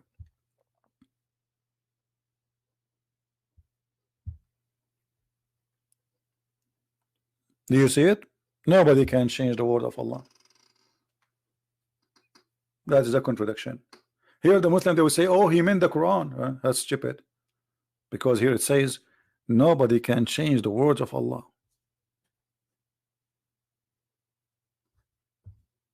The words, any words, as simple as that. But let me tell you why you Muslims you say that, because you could not find your prophet in our book, and Christian they refuse Islam, so you say it's corrupt, because your book teaching totally 100-degree against the Bible teaching, so you say it's corrupt. But let me tell you the good news. I don't believe that the Quran is a corrupt book. I believe the Quran is a fraud. There's a huge difference between corrupt and a fraud, and I will explain to you. Maybe you are slow. Corrupt, it's mean there is original and the original change in it. The Quran is not. The Quran from the beginning, the original is a fraud. This is why I don't really try to prove the Quran to be corrupt, because how you can corrupt the corrupt? Muhammad himself is corrupt man. The founder, the maker of the Quran is a corrupt man.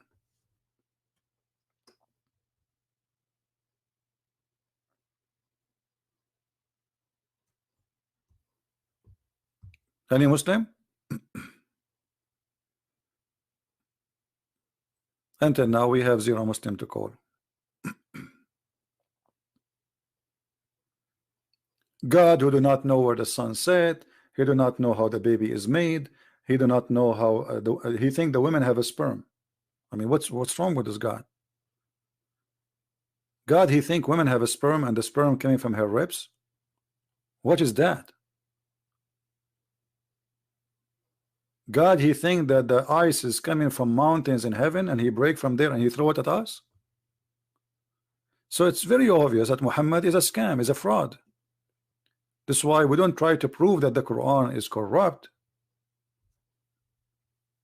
because there is no need. We have tons of proof that Muhammad himself is corrupt, and then whatever comes from the corrupt man is false.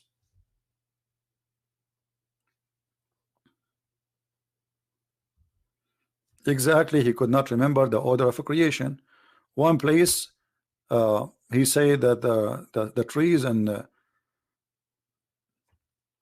the trees and the grass made first, and the other verse says the stars made first. Have you ever heard of God? He cannot remember which one he made first. Why? He have a short memory. He's suffering from aging. Like you get older, you start forgetting things.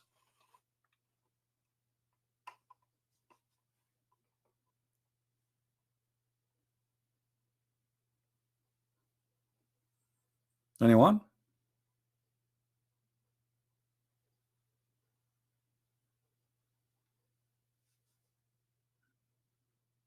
Maybe Allah, he got old and he lost his memory. You never know. I mean, things happen. Women call women dogs. That's a lie, my friend. You are a big fat liar. It is your Quran who make the women equal to poo-poo and to donkeys. You want me to show you? Here we go. And now pause for us the verse where Jesus says women are dogs. I challenge you. It's a challenge from me to you. Here we go. Feel free. I'm waiting for you to pause the verse and everybody will die laughing at you. But let me show you that your Quran saying women are equal to poop.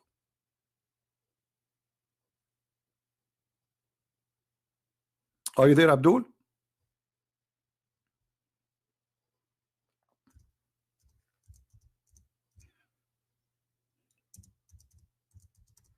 Two things will make you unclean if you touch: the poop and women in Islam. And this is your translation.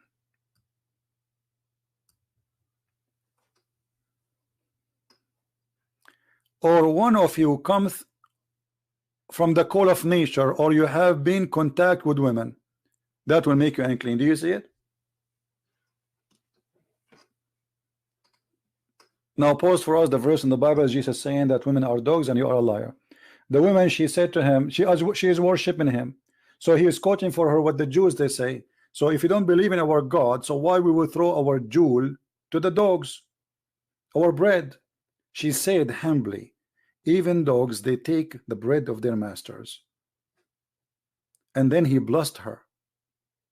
And he said to her, your faith is great. And he did what she is asking for. So you're a liar.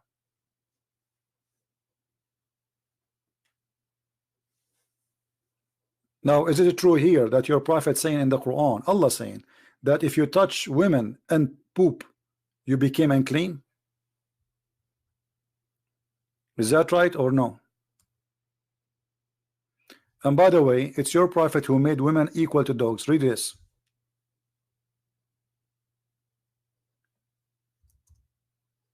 Your prophet, he said, the three things will destroy a Muslim prayer: a dog, and a woman, and a donkey.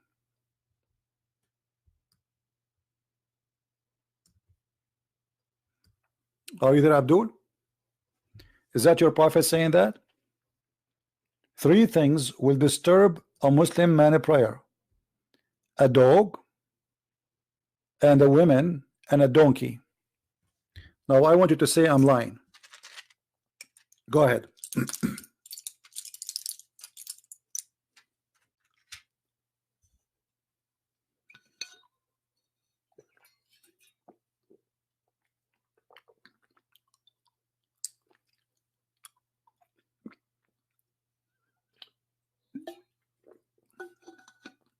Where is the guy who is fighting for women right? He's a Muslim. What happened? Three things will destroy your prayer if they walk in the front of you: a dog, and a donkey, and a woman. Are you there?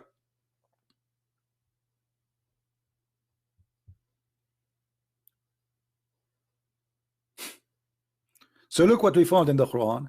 The Quran saying two things: if you touch them, you are unclean. Boop, your dirt when you do poo-poo, and women. And Muhammad saying three things will destroy your prayer: a dog, and a donkey, and a woman.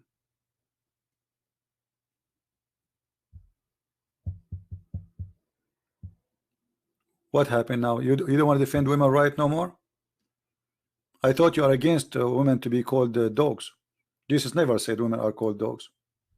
You see, God in Christianity is the only God he chooses.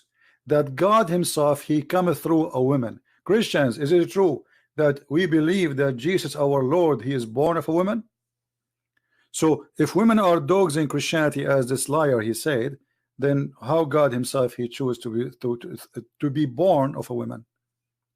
That is a big fat lie, my friend. You are a liar like your prophet. Shame on you. Ah, I forgot you are just following Muhammad. When they asked Jesus about what the women, who was going to marry this woman when they go to heaven, look what Jesus said. He said, he and she, they will not be married. They will be the same as angels, which means women and men, they will be equal in heaven. So while Jesus saying women and men are equal in heaven, your prophet was saying that your mother, she will be a sex toy in the heaven for you, somebody.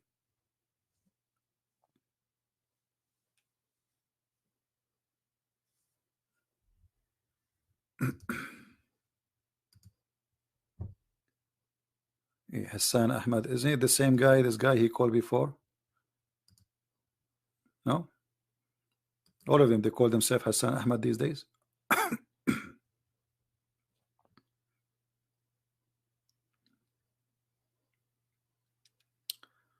Anyone? We gave him hello, this Hassan Ahmad. He is not answering. I will give him 2 minutes. If you don't answer, I will block him. Let us give him a call.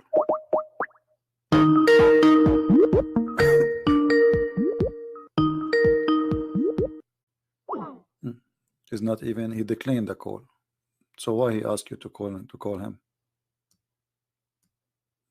Call decline. Hassan the hero. Bye bye, Hassan. Say hi to daddy.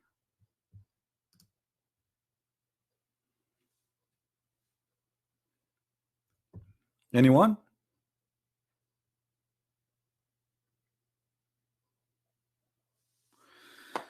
All right, guys. Let us see. I think we have enough for today. I hope we have a good time and we learn something. As you see, Muslims have no answer. And Muslims, they are very confused people. They are following a prophet. They themselves, they say he is a false educator, which means he is ignorant, he is illiterate. They agree. Because a person, the Muslim themselves, they say he do not know how to write, how to read. That's mean Allah, he choose an ignorant to teach us. And then Allah, he asked him, and he said to him, hold on, by the way, Allah said to Muhammad that Allah, the first he gave him, the verse says, he taught the man by the pen. Are you sure you are talking about Muhammad? Do you see, guys? This is the first chapter Muhammad received from Allah. So the Muslim, they say Muhammad was illiterate. So how Allah in the first verse saying Allah, he taught the man by the pen?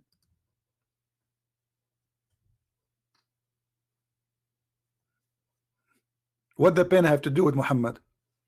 If Muhammad do not know how to write, how to read, and this is the first chapter Muhammad he received, Allah saying to him, Allah who taught by the pen.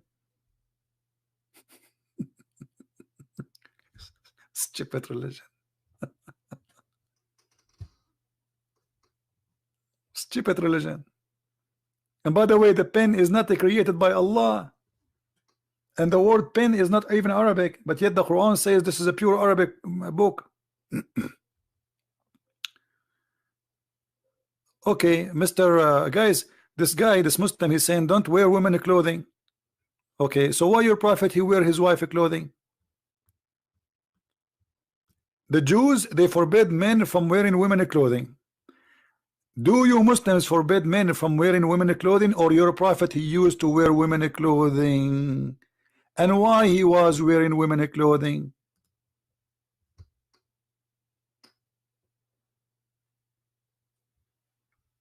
Any Muslim can tell us why Muhammad he used to wear his wife Aisha clothing? Who wanna tell us? The Jews, they don't allow cross-dressing. Muhammad he was doing cross-dressing. Muhammad he used to use eyeliner. He be like a woman and he wear his wife clothing. Are you there?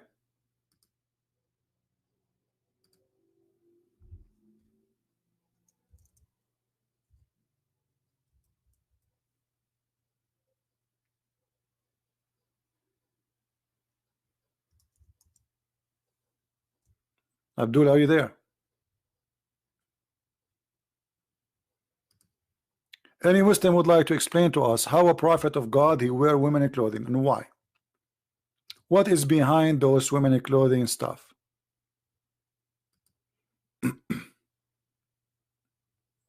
Anyone?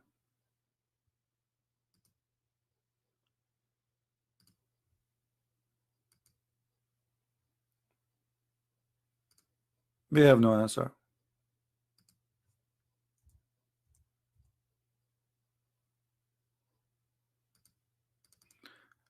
Let us show some reference.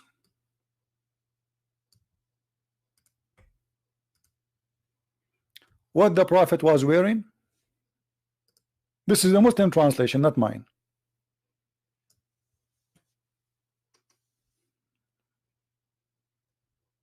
Are you there, Abdul? Yes, the Jews don't allow anyone to wear women clothing. For them, it's a shame. For you, it's okay.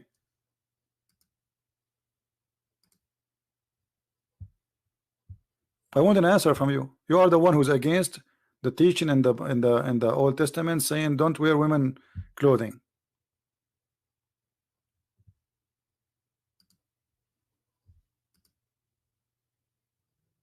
He asked me to call again.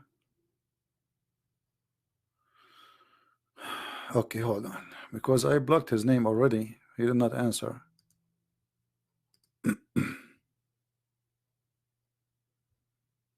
Let me find his name now.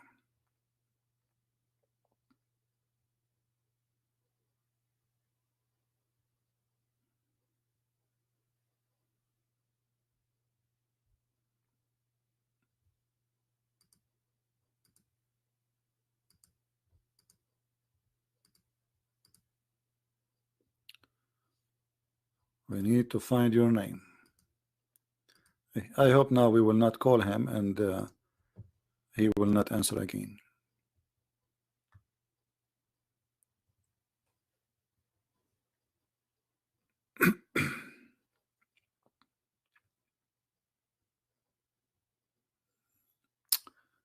Hassan Ahmed.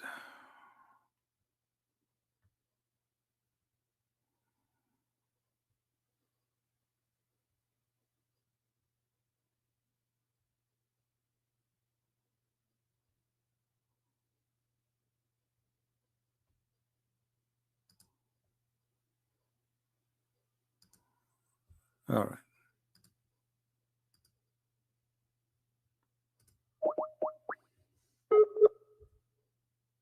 Answer, Mr. Hassan.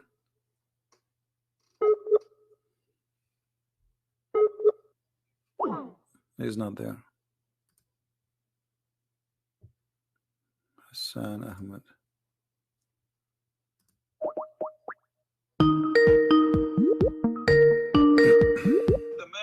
Hello. Yes, Mr. Hassan. How are you? Hello. Hello. I hear you. Go ahead. Hello, sir. I hear you. Go ahead. What do you want to say to us? You are live on air. Hello. Can you hear me? I hear you. Go ahead.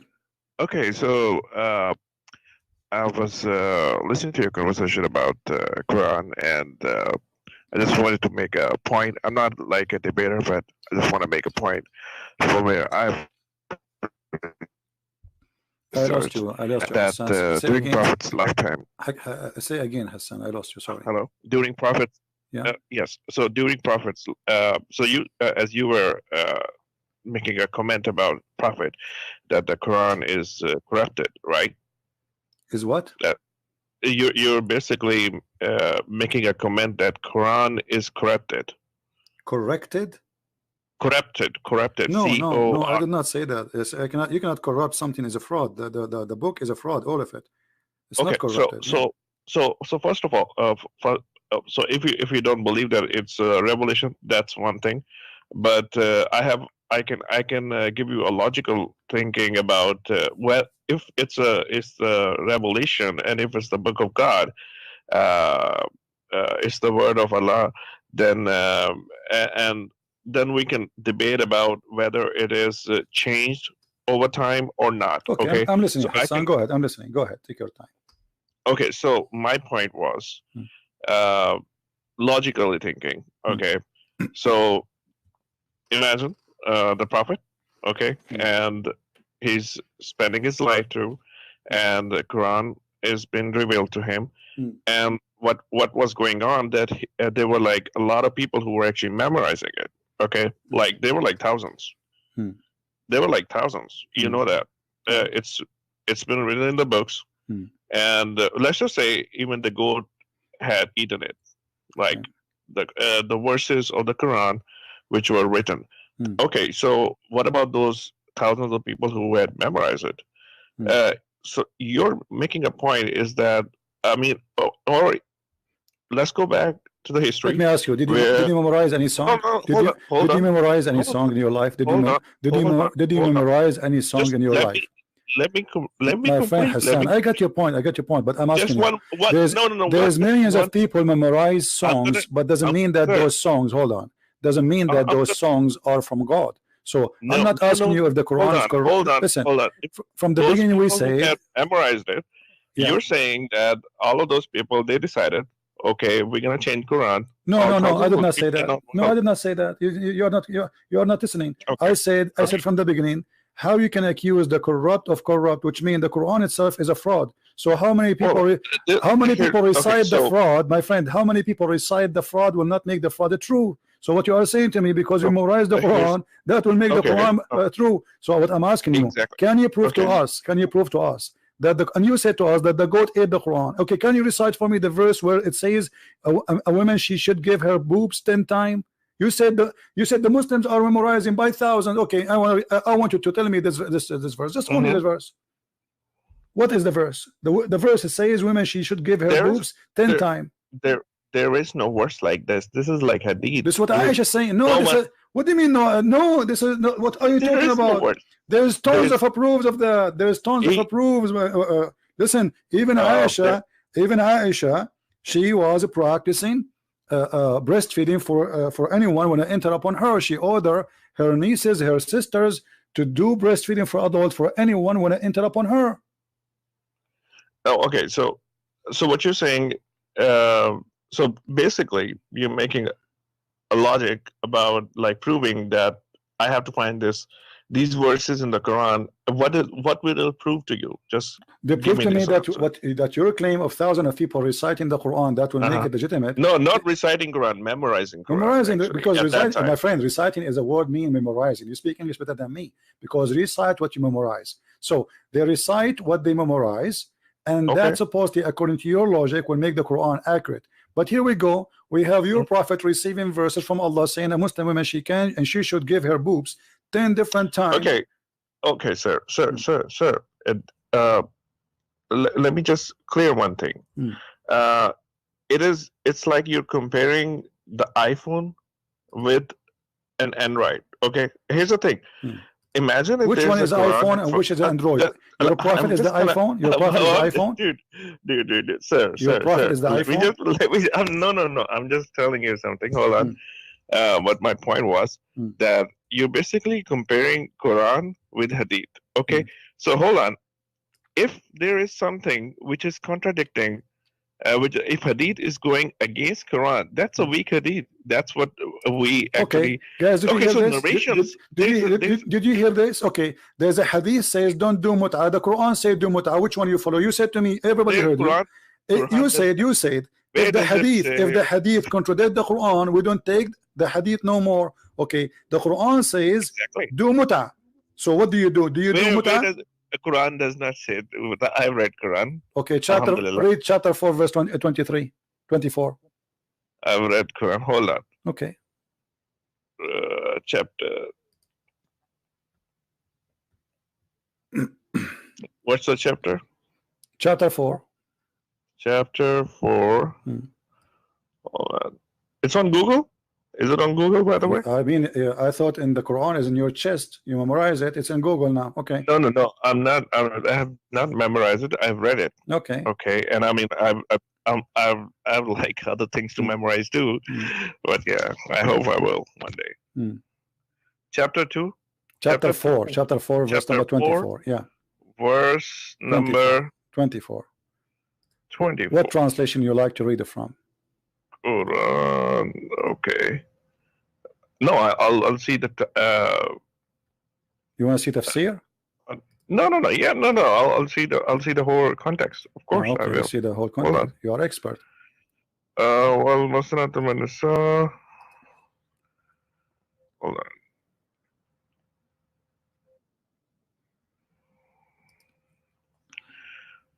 Okay, and also prohibited to you are all married women except those your right hand possesses. Okay, so what's wrong with this? No, it says mastamta'tum bihi. This is mut'a. The word mut'a is coming from me. Istamta'tum. You don't speak Arabic, don't you? I don't speak Arabic, but I know how to read Arabic. I can read it. You don't speak Arabic, but you don't know. You know how to read Arabic. That's funny. What does that mean? Yeah. Okay. Well. والمحسنات you are reading in your own language. You are reading your own language, the Arabic, but this is not Arabic. We know how that works. Now look, this is the interpretation. Which interpretation you like me to show you? Which one is your favorite scholar? I don't have like a favorite scholar. I can read it from here. My friend, you told me a second ago. You told me there's thousands of Muslims who memorize the Quran. Okay, this is Ibn Abbas, the cousin of your prophet. He was living in the time of Muhammad. Do you agree with him? Do you agree with him or not? Just hold on. Just tell me the translation. I want to. It's in the front of you. It's in the front of you in the screen. Okay, I'm trying. I'm reading it in English actually. Sahih International. Wal muhsanati min an-nisa ila. Is this the same one? What's Sahih International? Sahih International is a translation for the Quran, not interpretation. What interpretation you like to read? I'm not reading the interpretation, right? Okay. Just reading the interpretation words because you see, in order to not to waste your time and my time, Mr. Hassan, Can you give me interpretation for the verse? What is the scholar we should read it from? Ibn Abbas, Al-Jalalain, Al-Qurtubi, Ibn Kathir, who? So scholars or Quran? Which one is more? Oh, so now scholars are garbage. And no. Hold on. I'm saying, hold on. My friend, Sir. I'm saying scholars because they are the one who they are in charge of explaining the Quran to you. So No, you're the scholars, not mine. I can read Quran on my own. No, you cannot. You Yeah. don't even speak Arabic. Oh, hello. I cannot speak Arabic, but I can read Arabic. Okay, so how? there's like So what's the translation. benefit of reading? Okay, hold on. So now I'm going to open a book in the Iranian language because Iranian they use Arabic letters, so I can read them, but I don't understand. That's very silly, my friend. You can get the translation. My friend, and okay, but the translation, you okay? Do you agree that translation okay, and do you accept interpretation are two do you different accept the things. translation? Do you accept the translation of the Quran? Yes. Okay, what I translation you totally accept? What translation you accept? Whatever is Sahih International. This one. Of Sahih course I will. International, guys. This guy he accepts Sahih International. This is the translation for the Quran. Are you sure? Yeah, it's written over here in front of me. That's Okay. how I can read. Read for us Sahih translation. Go ahead.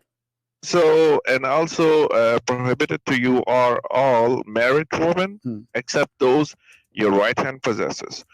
This is the decree of Allah upon you, and lawful to you are all others beyond these, provided that you seek them in marriage with gifts from your property, desiring chastity, not unlawful sexual intercourse. Full stop. Okay. So for whatever you enjoy of marriage from them, All right.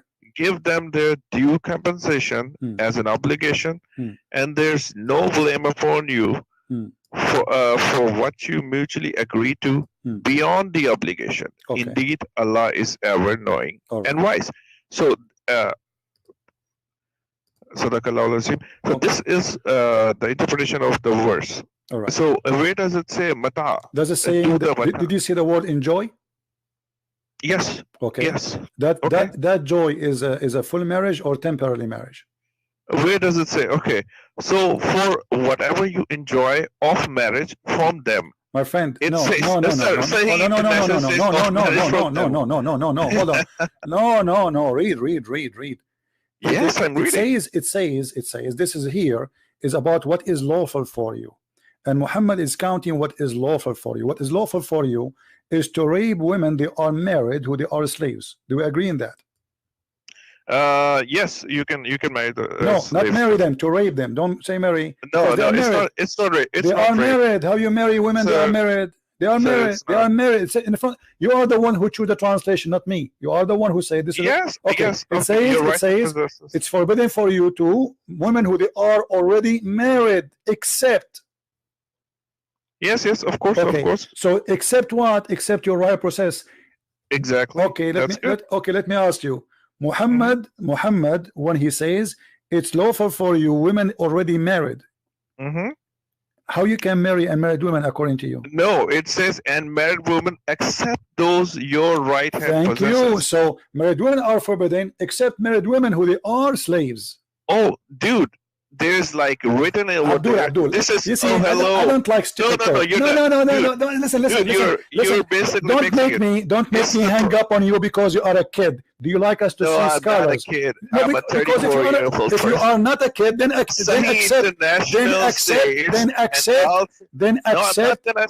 translation. The translation says it's forbidden for you all married women except. Do you speak English or not? All married. This is your translation. All married women are forbidden for you except slaves. In front of your eyes. Okay, listen. So let me ask you. Why? Okay, Hassan. Just to make it short. Why all the scholars of Islam agree with me against you? Give me a reason. No, they don't agree with you. Here we go. Okay, they agree with me probably. No, let us take it one by one. Here we go. Are you sure? If I approve it, you apologize and you say clearly that you are a silly, stupid dude claiming knowledge. Are you willing? Okay. See, here's the thing. You're basically using a foul language. No, I'm not. Because you're a liar. Here we go. Those are the scholars. Choose one for me. Anyone. All of them. Why would I have I'm this. just Listen, reading the Abdul. Listen, translation. listen. Why do you You need are a to silly. bother You are now? a silly, stupid. Again, I say it. I'm not calling you Dude, names. you're You such a are, scholar who's because using then the you best have language. to accept Dude, a scholar. where are your What a manners? Where are scholar you your accept? Give me a name. where are your manners? Grow up, man. You are a Muslim. Grow You up, speak about man. manner. You're running the YouTube channel. You're a prophet. Your prophet says, nice. "Shut up, shut up." You don't want to talk. Your prophet says, if you talk about manner, the one who is proud about his heritage, tell him to go and bite the penis of your father. And you are talking about manner? I did not say to you, go and bite the penis of your father. I am not the one who says, go and suck the clitoris of your mother. Your prophet did. And you are talking about manner? And when I say to you, and I will call you again, I want you to show me a scholar agree with you. It's a challenge. Don't keep talking. Now, here we go. In this website, we have thousands of scholars explaining the verses. I challenge you to find one of them agree with you, and I will call you back.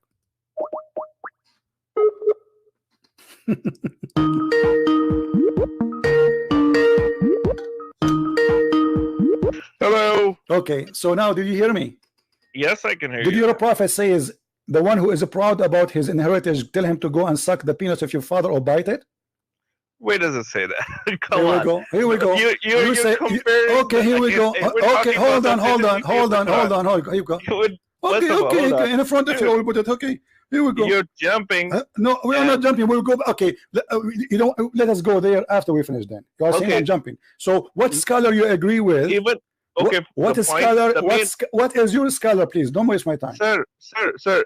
Either you're gonna question me or I'm going to question you. No, we are. You're saying you are an Indian guy who don't speak Arabic, you don't speak good English, you don't speak your language, and you are trying to school me. So I'm not going to waste my time. No, I'm not trying to school you. I am asking you.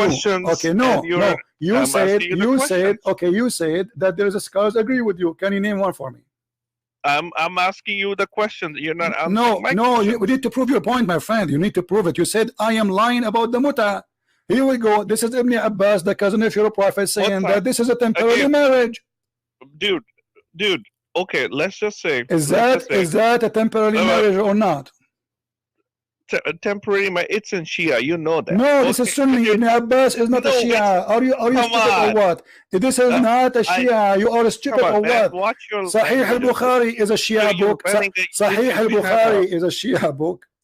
Dude, it doesn't. Sahih al-Bukhari is a Shia book. Anything about is Sahih al-Bukhari a Shia book? I'm reading in front of you.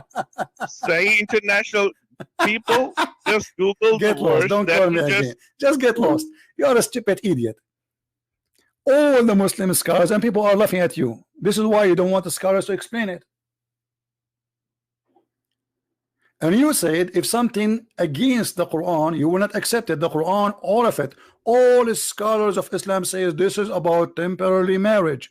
For a marriage for an agreed limited period of time. Who is talking? Ibn Abbas. Ibn Abbas is a Shia. What about Ibn Kathir? Ibn Kathir is a Shia. Al-Tabari is a Shia. Al-Qurtubi is a Shia. You are a stupid idiot. Al-Bukhari is Shia. Shame on you, stupid idiot. The Shia, they practice the muta because there's no verse in the Quran forbid that. And you actually agreed with them because you said if any hadith against the Quran, we should not follow the hadith. Well, the Shia, they say the same. There's hadith saying the muta is forbidden, but in fact there's hadith saying the muta was a practice, still practiced after Muhammad, and we can find tons of them. So this guy, he don't want to read his scholars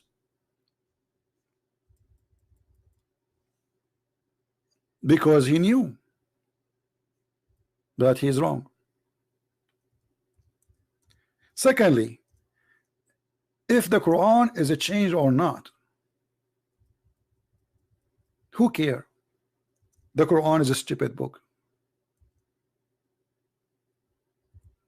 Sunset in murky water, beat the women. Look at this. This is Sahih of the Shia or the Sunni, Sahih Muslim. The joke of Shia, this is stupid. This is, people are laughing at you. We did muta in the time of the Prophet, temporary marriage, and we did it in the time of the Prophet and during the time of Abu Bakr and Umar, who is saying that the Sunni. This is Sahih Muslim, you idiot. This is not the Shia book, and it's Sahih, very authentic. So when we go in the Quran, we find this, and this is Ibn Abbas, the cousin of your Prophet, and he is a scholar for the Sunni and the Shia. What about Al-Qurtubi? What about Al-Jalalain? Al-Jalalain must be Shia too. I mean, it's amazing how they try to fool you. Big mouth. They speak too much, but they say nothing. That is the truth. And the funny, he says to me, you are using a bad language for what? For calling you stupid and liar? Well, you are. Because the reason I call you stupid, because you think by saying I don't accept hadith, you can fool us. Well, the Quran order you to follow the hadith, because the Quran itself is a hadith. So who are you to say I don't accept the hadith? The Quran itself, it says it is a hadith. And when you say to me, I accept Sahih International as a translation, it's in front of you. It says already it's forbidden for you. Women are married except those who they are your right hand possess. And then he says, no, it doesn't say you can have sex with married women. It says, this is the translation you choose.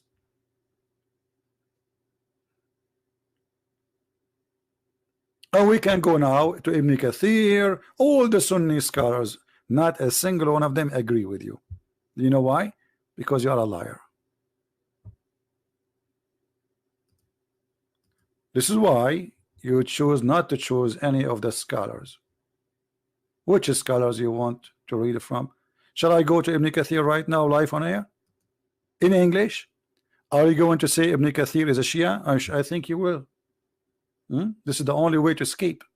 Ibn Kathir is a Shia now. Hey, Ibn Kathir, are you Shia? Yes, I'm a Shia today. I converted to Shiaism today. Let us see what Ibn Kathir he will say. Yeah, the Ibn Kathir must be Shia too. Al-Qurtubi must be Shia. Al-Jalalain must be Shia. Al-Tabari must be Shia. Al-Baghawi must be Shia. All of them, they are Shia, brother. Here we go. And you said to me, no, it's not about having sex with married women. Read it. Liar, idiot. Those you acquire them from war. They came to the Prophet, says, should we have sex with them without marrying them? Even do we have orgasm inside? You know what I'm talking about. He says, yes, you can do that. Shall we stay like, you know, we do like, you know, like we have sex without coming in? He said, no need that. So Muhammad, you don't care even to know who is the father. Read it. And this is Sunni book. We capture some women from an area of Atwas who were already married, and we dislike having sexual relationship with them because they already have husbands. So the Prophet, he gave them this verse. Liar, idiot, stupid. Stupidity is ashamed of you because you are not stupid enough to join. You are more than stupid. You are like mentally ill. And then here, let us see about the muta. Huh? So with those among you who have enjoyed, give them required due, means to enjoy sexually, surrender to the blah, blah, blah, blah, blah, blah. And then he says, read, you idiot. This is Ibn Kathir. So those among you who have enjoyed them, give them the required due, was revealed about the mut'ah marriage. A mut'ah marriage.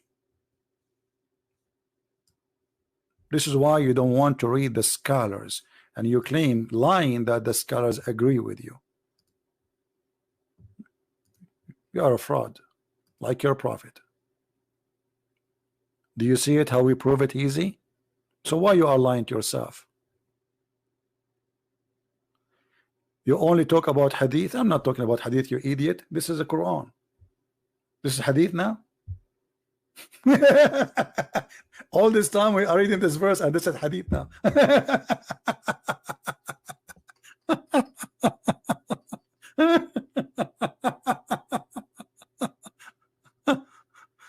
Unbelievable. This is Quran.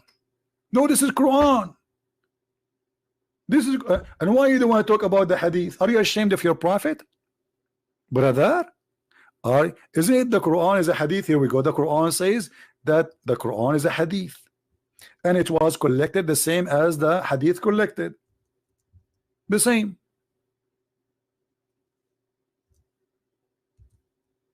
All the Quran is a hadith. Here we go. Chapter 4, verse 42. Quran is a hadith.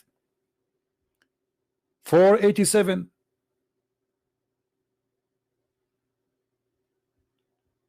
Read and love. Huh? And actually, we will show you a verse where it says clearly that the Quran is the best of the hadith. All of these verses saying the word hadith. All of them, they are talking about hadith.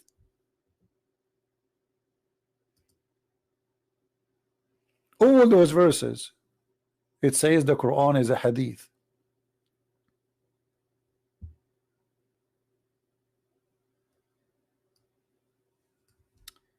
Ignorant.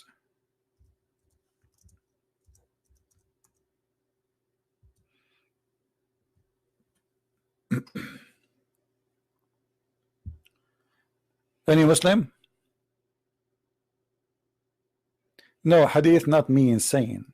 Hadith is a speech mention.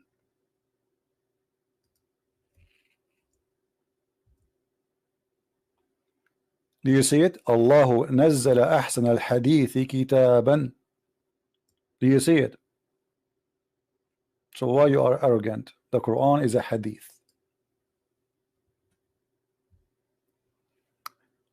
And by the way, the Quran should not be collected by the Muslims. Look what the Quran says. Inna alayna jam'uhu wa qur'anuhu. It is on us, Allah saying, to collect the Quran and to recite the Quran. So where is the Quran today, which collected by Allah?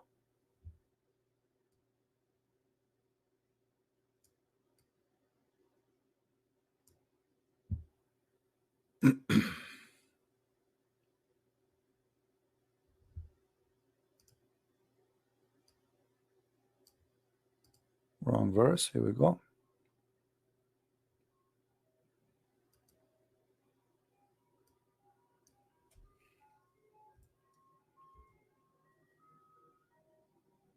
In alayna, the search engine is stupid. Okay, here we go. Chapter 75, verse 17. It is on us to recite the Quran and to collect the Quran. And look at the translation here. Indeed, upon us is collection, and put between two brackets in your heart. In your heart. See how they try to find between two brackets in your heart. How it is a book and it is in your heart, and people will die. It doesn't say in your heart. That's a false translation. You change the translation, the word in your heart disappear. Why? Because it's a fraud, as usual. What is in your heart? Huh? Just change the translator. Liars. There is no honesty. We believe all people born Muslim. That's another stupid. I agree with you. All Muslims are born Muslims, because when you are a Muslim, you know, when you are born, you eat even your poo-poo. Okay, that's me. You are ignorant. So you are a Muslim and you stay Muslim. But the difference is that somebody, he is a baby, he eat his poo-poo when he is a kid, but when he grow, he understand that this is wrong. In your case, you keep doing it. This is why the Prophet, he ordered you to drink camel urine, and you think it's a holy order. So when you are a kid, you are a Muslim, you drink poop, you eat poop, or you drink piss.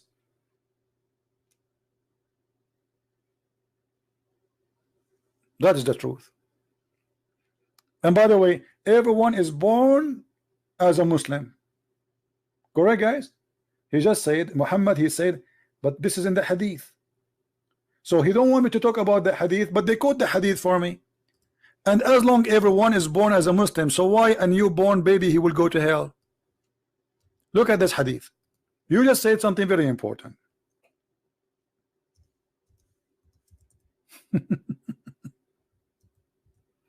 Everyone, brother, is born as a Muslim. Aisha and Muhammad, they went to a funeral, and a child from a Muslim family of Al-Ansar, he died. He said he will be, this child, he will be a bird from the bird of paradise. Muhammad, he says, might be otherwise, he might go to hell. So how a child, he is born as a Muslim, he die as a Muslim, he go to hell? Explain to me. I will tell you why. Because Muhammad obviously is a fraud. He contradict himself.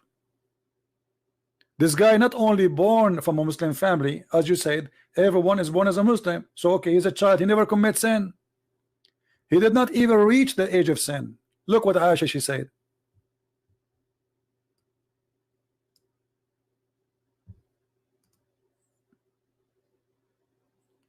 Okay, guys, this is because Muslim go to submission. What this guy is talking about? It's a kid, it's a baby. You just told me yourself that everyone born is a Muslim. So how you submit to Allah and you are a baby? And if you submit to Allah and you are a baby, and you tell me that every baby is a Muslim, so how the baby who is a Muslim will go to hell? Solve the problem, go ahead.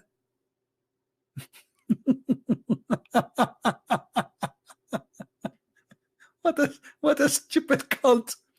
A brother and sister, every person is born as a Muslim. Okay, this guy, he is born as a Muslim. There is separate taste after life. Guys, there's a taste after life for the baby. They will take the baby to nightclub and they will say to him, do you like to drink camel urine or you like to drink whiskey? If he accept whiskey, he go to hell. If he accept camel urine, he will go to heaven. And just go. Let your dad talk to me, idiot. After life, there is a test for a baby. Have you ever heard of a stupid cult like this?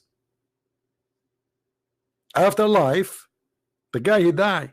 But isn't it the Quran says that Allah will judge you until your last breath, and then after that there's no, that's it?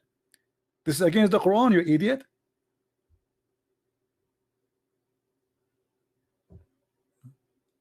I hope idiot will not be upset from me because I'm using it too much. They might sue me. They say, hey, you don't call those people idiot. They don't fit there. They are more than idiots. Anyway, guys, I'm going to stop for now. Do we have a good time? Don't forget to download the video immediately after we finish because we don't keep them for long. But as you see, the Muslims are desperately trying to fool us. You know, like we show you how Mr. Hassan lying openly about his book and trying to prove to us reservation of the Quran by saying that we memorize the Quran, but he himself do not memorize one verse. And not only that, the reason for the Quran to be collected because Muslims were dying and left and right, and Uthman ibn Affan himself, he burned all the other Quran. Why? Because they are different. If they are the same, we don't burn them. If we have the same books, if we say we have 10 Quran and all of them they are exactly the same, why wouldn't I burn them? He burned them all. And he made his own version. And by the way, they don't have even the book of Uthman. What they have today is recitation of Hafs according to Uthman,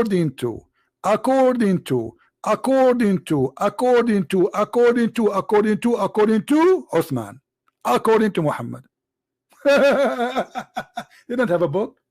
The book of Uthman is nowhere to be found. Even the book of Hafs nowhere to be found.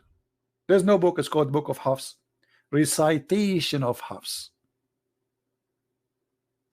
And Hafs, according to Muslim Sunni, is a fraud. This is why any hadith from Hafs is invalid. Why? Because he is a fraud. So how you accept a person you accuse him to be a fraud to give you the book?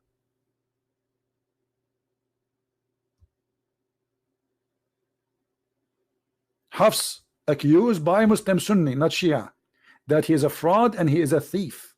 and he is a liar. If I type right now in Google, give me a second, in the front of your eyes, just to show you what the Sunni they say about Hafs.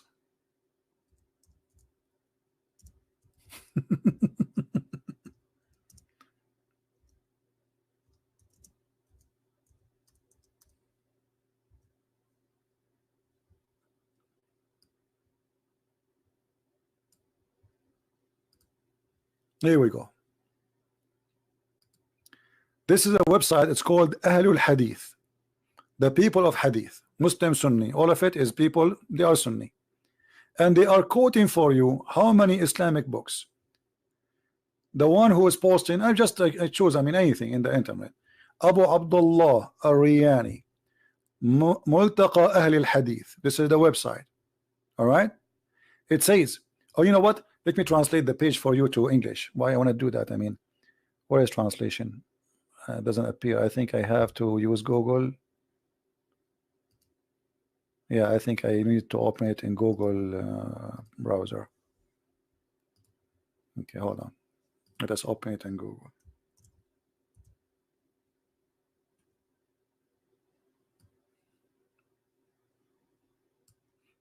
Translate to English. Here we go. And let us zoom in a little bit and look at this disaster, what the Muslims they say about Hafs.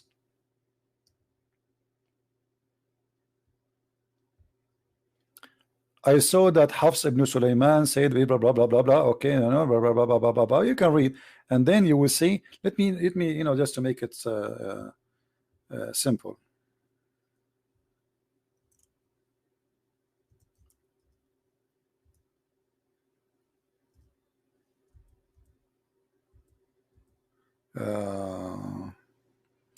What we will search for, hold on, just to avoid reading all of it. But all of them, they say that he is not trustworthy, he is a liar, he is a fraud, they do not accept his hadith. All hadith is munkar, which mean yuck, yuck.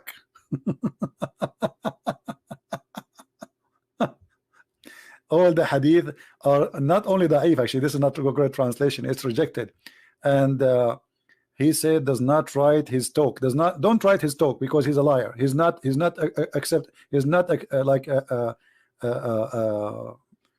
you know, credible to write. He make up stories. Like translation of Google is not, he's a liar. Look, he's a liar. He make up hadith. Do you see it? He's a liar who make up hadith. And all those are the reference. The Muslim scholars are saying that he's a liar. All those references saying one thing, that Hafs is a fraud. He used even to steal books and he write it and make it in his name.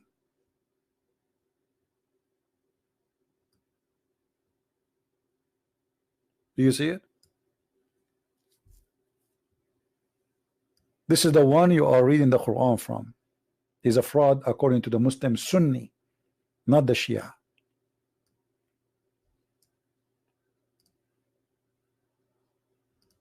But you know, for me, I don't focus on those things, because who care if the Quran changed or not, if the goat ate the Quran or not. Aisha, she said that the chapter of Al-Baqarah used to be equal to the chapter of Al-Ahzab. That means there's 200 verses are missing in one chapter alone. Umar ibn al-Khattab, he said, and this is a Sunni hadith, not Shia, that the Quran was 1,025,000 letter, I think, which mean 1,025,000 letter, as I remember the hadith. But what we have today is not even 20%. So where are they? But I don't care really if the Quran is gone or not. The Quran today is stupid. What about you? You prove to me that the Quran we have today is not stupid. God who think the sperm is coming from a sperm of a woman, when women, they don't even have a sperm. From the chest of a woman. From where? From the location of the necklace. That's what we care for. The Quran is corrupt. The Quran was not. That will not change anything. But I don't waste my time. My friend, you were born as a Catholic and you used to be the Pope. I know all this game. I know it. You know what? Why you don't call me Mr. Catholic who was born as a Catholic? Just to get you busted. All Muslims who they claim, they come here, they say to me, I was a Catholic. Nobody was a Protestant and nobody was Orthodox, because in Islam they consider number one enemy to them is the Catholic. Everybody was a Catholic. Even the Mother Teresa, she converted to Islam. By the way, the Pope who died last year, he became a Muslim. Stupidity. We laugh at you.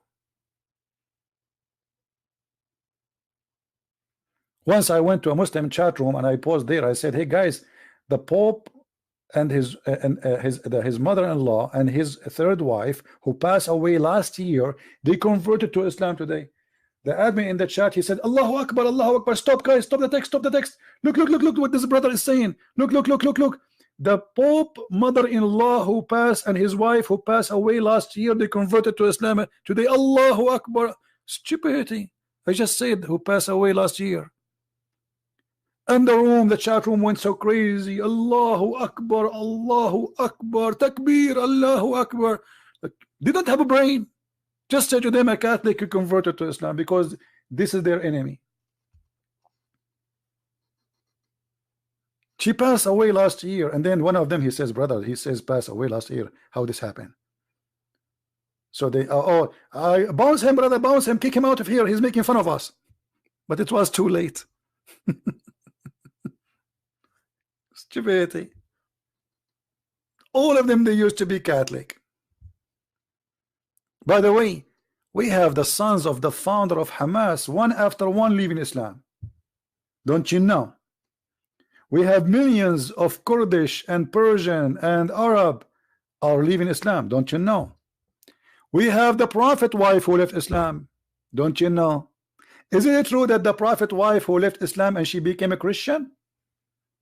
Imagine.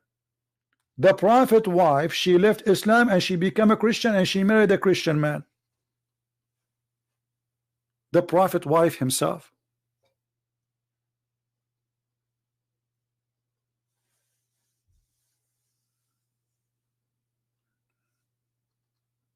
Maybe we should make a video about this topic when we don't talk about it usually.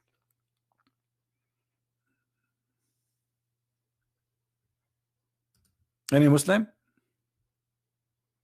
Mayday.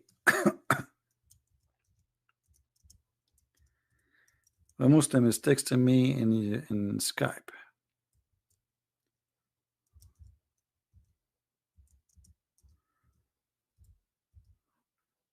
There we go. We just got somebody who wanna leave Islam.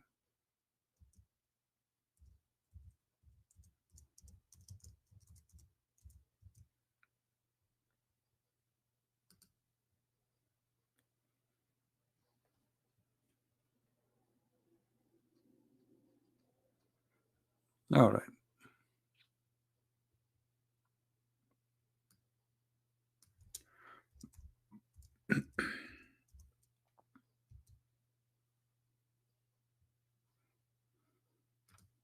All right, guys. Sorry, I wasn't looking at the chat. So, do we have any Muslim here? See, because after we heard this conversation with Mr. Hassan, there's a guy. He says to I check what you said, and I will let him. It's up to him if you wanna call. And he is agreeing. He said everything you said, I found it to be true. So look like this guy, he is leaving Islam. I don't know. I'm waiting for him to say yes. Who's next? Tell us about the wife. Which wife? What wife?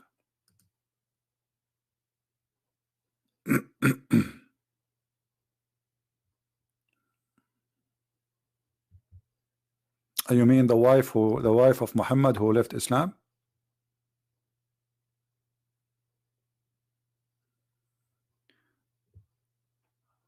Her name is Qatila.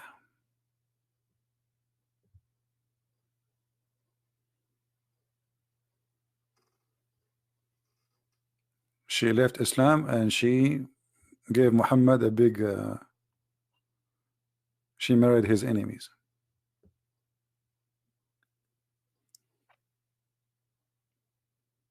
No, Qatila, not Qatira.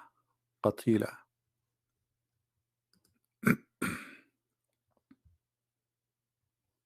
قتيلة بنت قيس بن سعد بن sorry قتيلة بنت قيس, her grandfather, I think his name anyway, from the tribe of Kinda.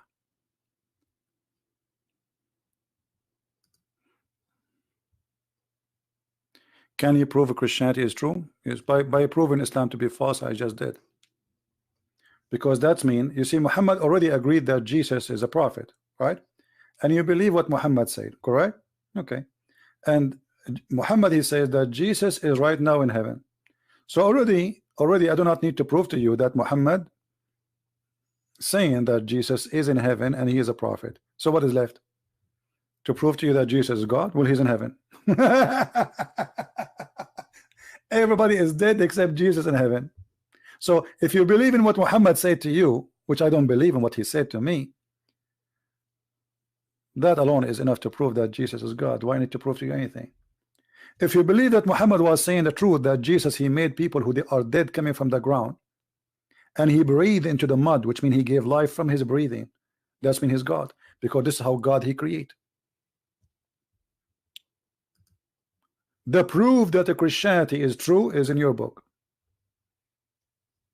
Otherwise, how Jesus, he breathed, and from his breathed life come, not from the breath of Allah. Like Jesus did not make a statues or a figure of mud and he say Allah make it alive. No, he breathed into it.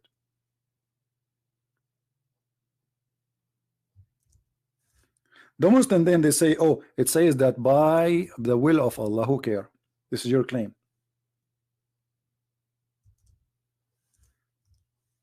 According to you right now, I am attacking Islam by the will of Allah. Prove it.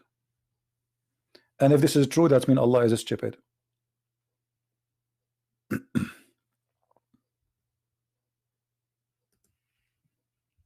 This is your Quran.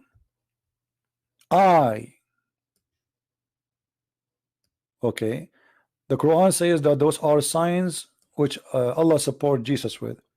I have come to you with the signs, and I make for you out of the clay as if it were a figure of a bird, and I breathe into it. You see here, they don't take that, they took the I off.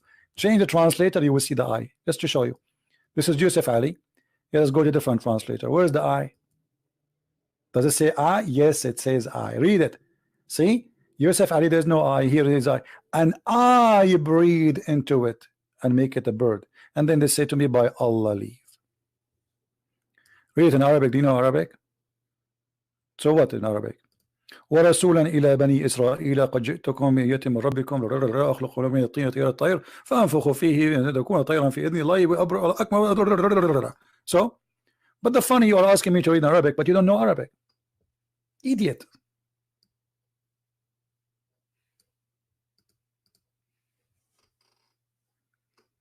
You just said that you are an ex-Catholic, so you do not know Arabic, and now you are asking me to read in Arabic. I mean, who is the fool here? Yeah, you know Arabic. Yeah. Call me, Mr. Arabic. You know Arabic. Call me so we can laugh. You see how you get yourself busted?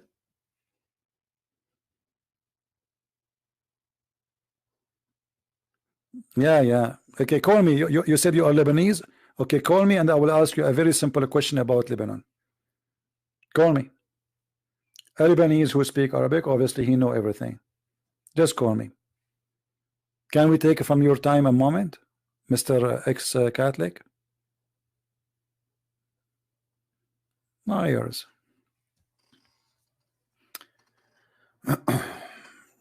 By the way, I used to be Muhammad. Yeah. And Allah guided me and made me Ali. And then Allah guided me again and I became a Christian prince.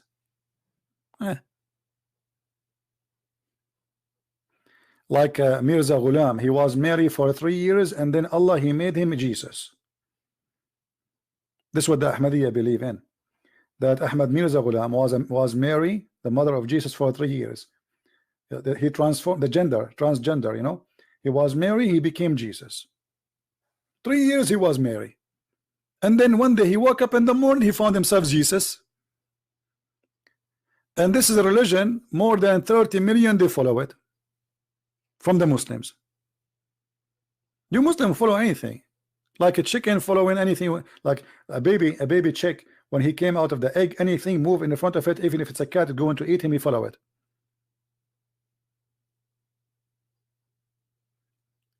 And the funny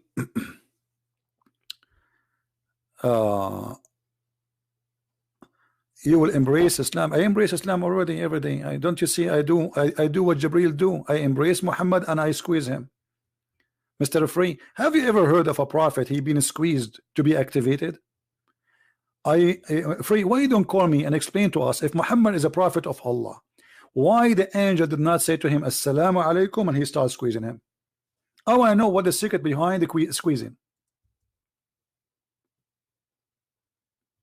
Do you know? You see, I embrace Muhammad, Islam already. This is why I'm squeezing Muhammad every day. And you see what is coming out of him. This is why we ask people to bring their diaper with them. Here we go. You're a prophet saying that a man, he came to him, he did not say assalamu alaikum, and he started squeezing him forcefully, and he said to him, read. But the prophet do not know how to read. Look like the angel, he do not know that the prophet do not know how to read.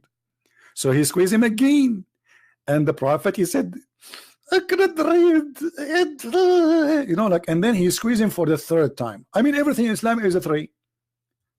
The first thing happened to Muhammad was a 3. But they are against Trinity. Anyone can tell us why he squeezed Muhammad 3 times? Is that in the name of the Father, the Son, the Holy Spirit? And what the angel was expecting from the squeezing to come out? What is exactly the purpose of the squeezing? There is a clear evidence that a human invent gods. Human have invented many gods. Well, you invented Allah. Here we go. You never saw Allah. You have a prophet who tried to commit suicide many times. Look at this, the same hadith. Here we go. And this is Sahih al-Bukhari. The prophet, when Waraq ibn Nawfal, he passed away, he became so sad, and he intended to throw himself from the top of the mountain many times. Do you see it? You have a crazy prophet.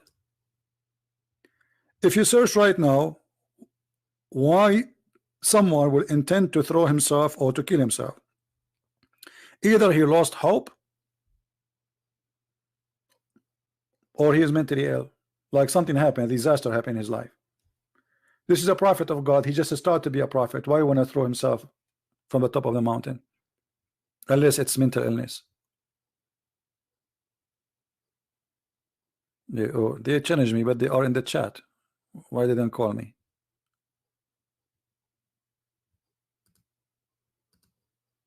Anyone want to tell us why Muhammad tried to throw himself from the top of the mountain? Isn't it Muhammad, he said, the one who tried to kill himself as suicide, not suicide bomber, suicide, which means not to kill the enemy, just to kill himself, he will enjoy hell forever? So why Muhammad trying to enjoy hell forever?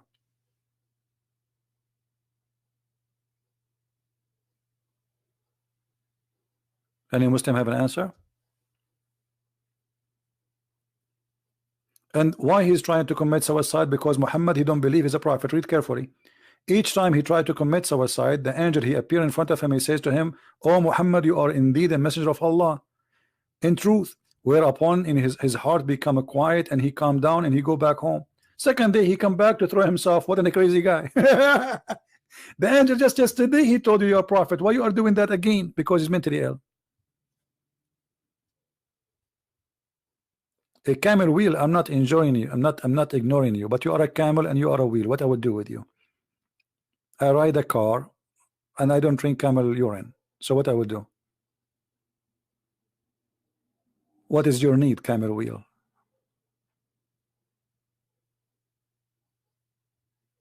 Any Muslim have an answer?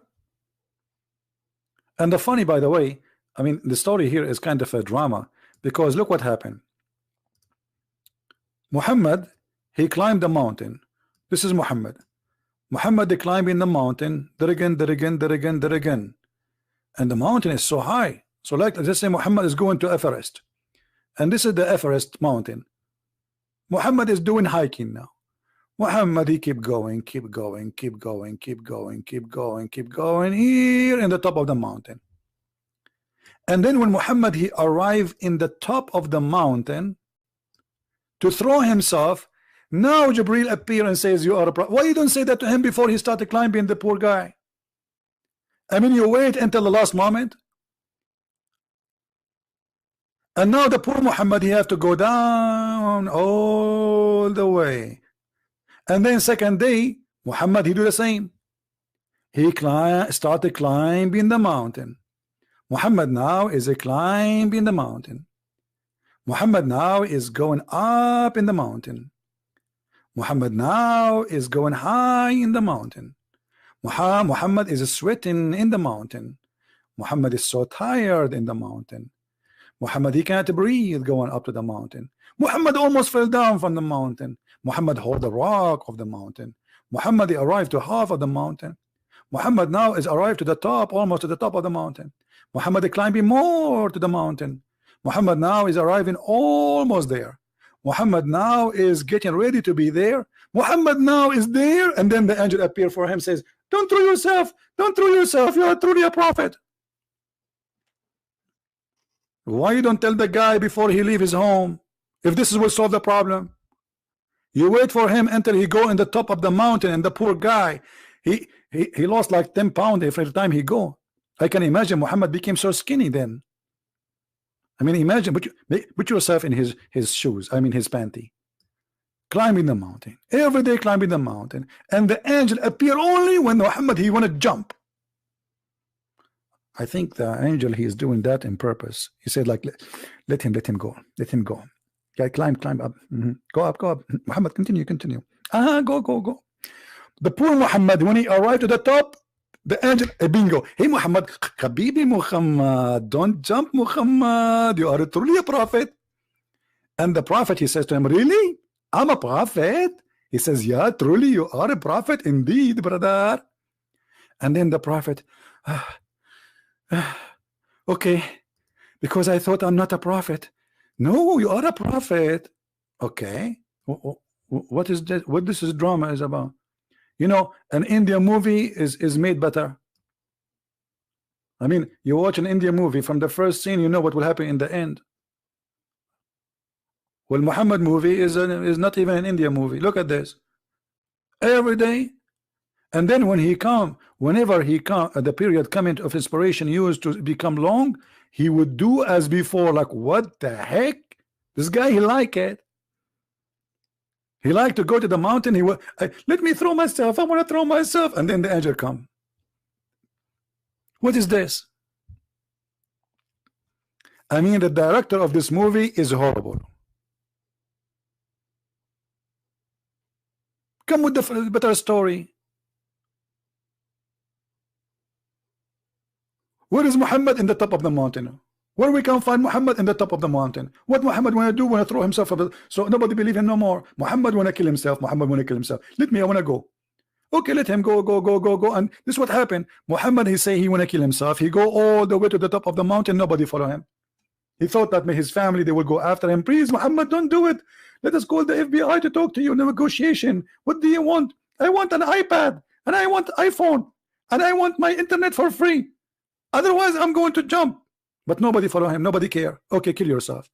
So he go all the way to the top of the mountain. Nobody care. He come back, and he claimed that the angel appeared to him. So down the stairs, he said to him, I'm going to go upstairs. I'm going to kill myself. Nobody care. His wife did not follow him. His family did not follow him. Okay, Muhammad, go. Go, Muhammad, go. Because they knew he's a potato. He will not. He say things nobody. He don't mean it. Okay, Muhammad, just go, brother. Why you don't debate in real life? Somebody tell you this is not real life, you idiot. Why you don't debate in real life? We must be dead now. Why you don't debate in real life? Because if in a computer and I make you do poo-poo, so imagine in real life what will happen.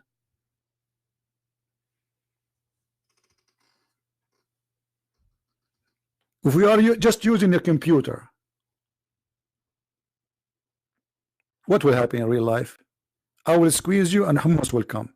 Hummus. Real life. Anyway, I think we are done for today. I want to say thank you guys. We have 1,000 likes only. Why? Why? If the program is about lipstick, we will get more likes. Honest to God, I saw some programs, women, they are talking about lipstick, jeans. They have like 4,000 or 5,000 people watching live. You believe it? I think I'm going to change my program. I will make it about lipstick, about eyeliner, how to make a makeup. Then people will come.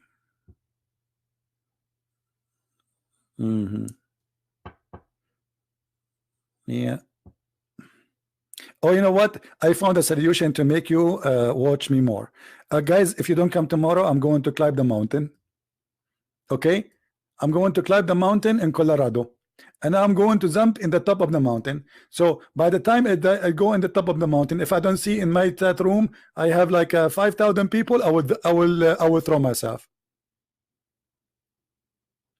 And then when I arrived to the top of the mountain, I found that still there are just 1,000. Nobody care really. I said to myself, let me try again. Okay, guys, today I'm not going to because Nzil Zabril, he appeared to me. I will do it tomorrow. I'm going to climb the mountain tomorrow, and I'm going to jump. I will kill myself if you did it to 5,000 people. And then the second day I do the same, and nobody come, nobody care. Not only that, people will start saying, "Hey, XTP, when you do it? Like, come on, go. Hey, buddy, please, for the sake of the legs, for the sake of the shin of Allah." Okay, let's block this guy.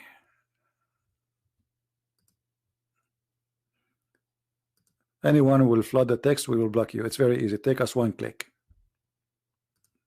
It takes us only one click. This is how easy it is.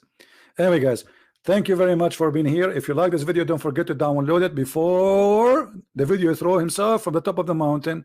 And if he throw himself from the top of the mountain, then it's going to be very hard to put it together. So, brothers and sisters, if you believe in Allah, brother, and you believe in his heaven and his prophet who tried to throw himself many times, brother, download the video and share it with everybody so we can learn how we can throw ourselves from the top of the high mountain, for it is very, very nice, very beautiful. Here we go. The prophet was trying to learn how to fly. It's very much of adventure. Very much. Thank you very much for being here. May the Lord bless you. And we see you again. Christ is Lord. Islam is false. And we prove it every day. Take care. Bye-bye.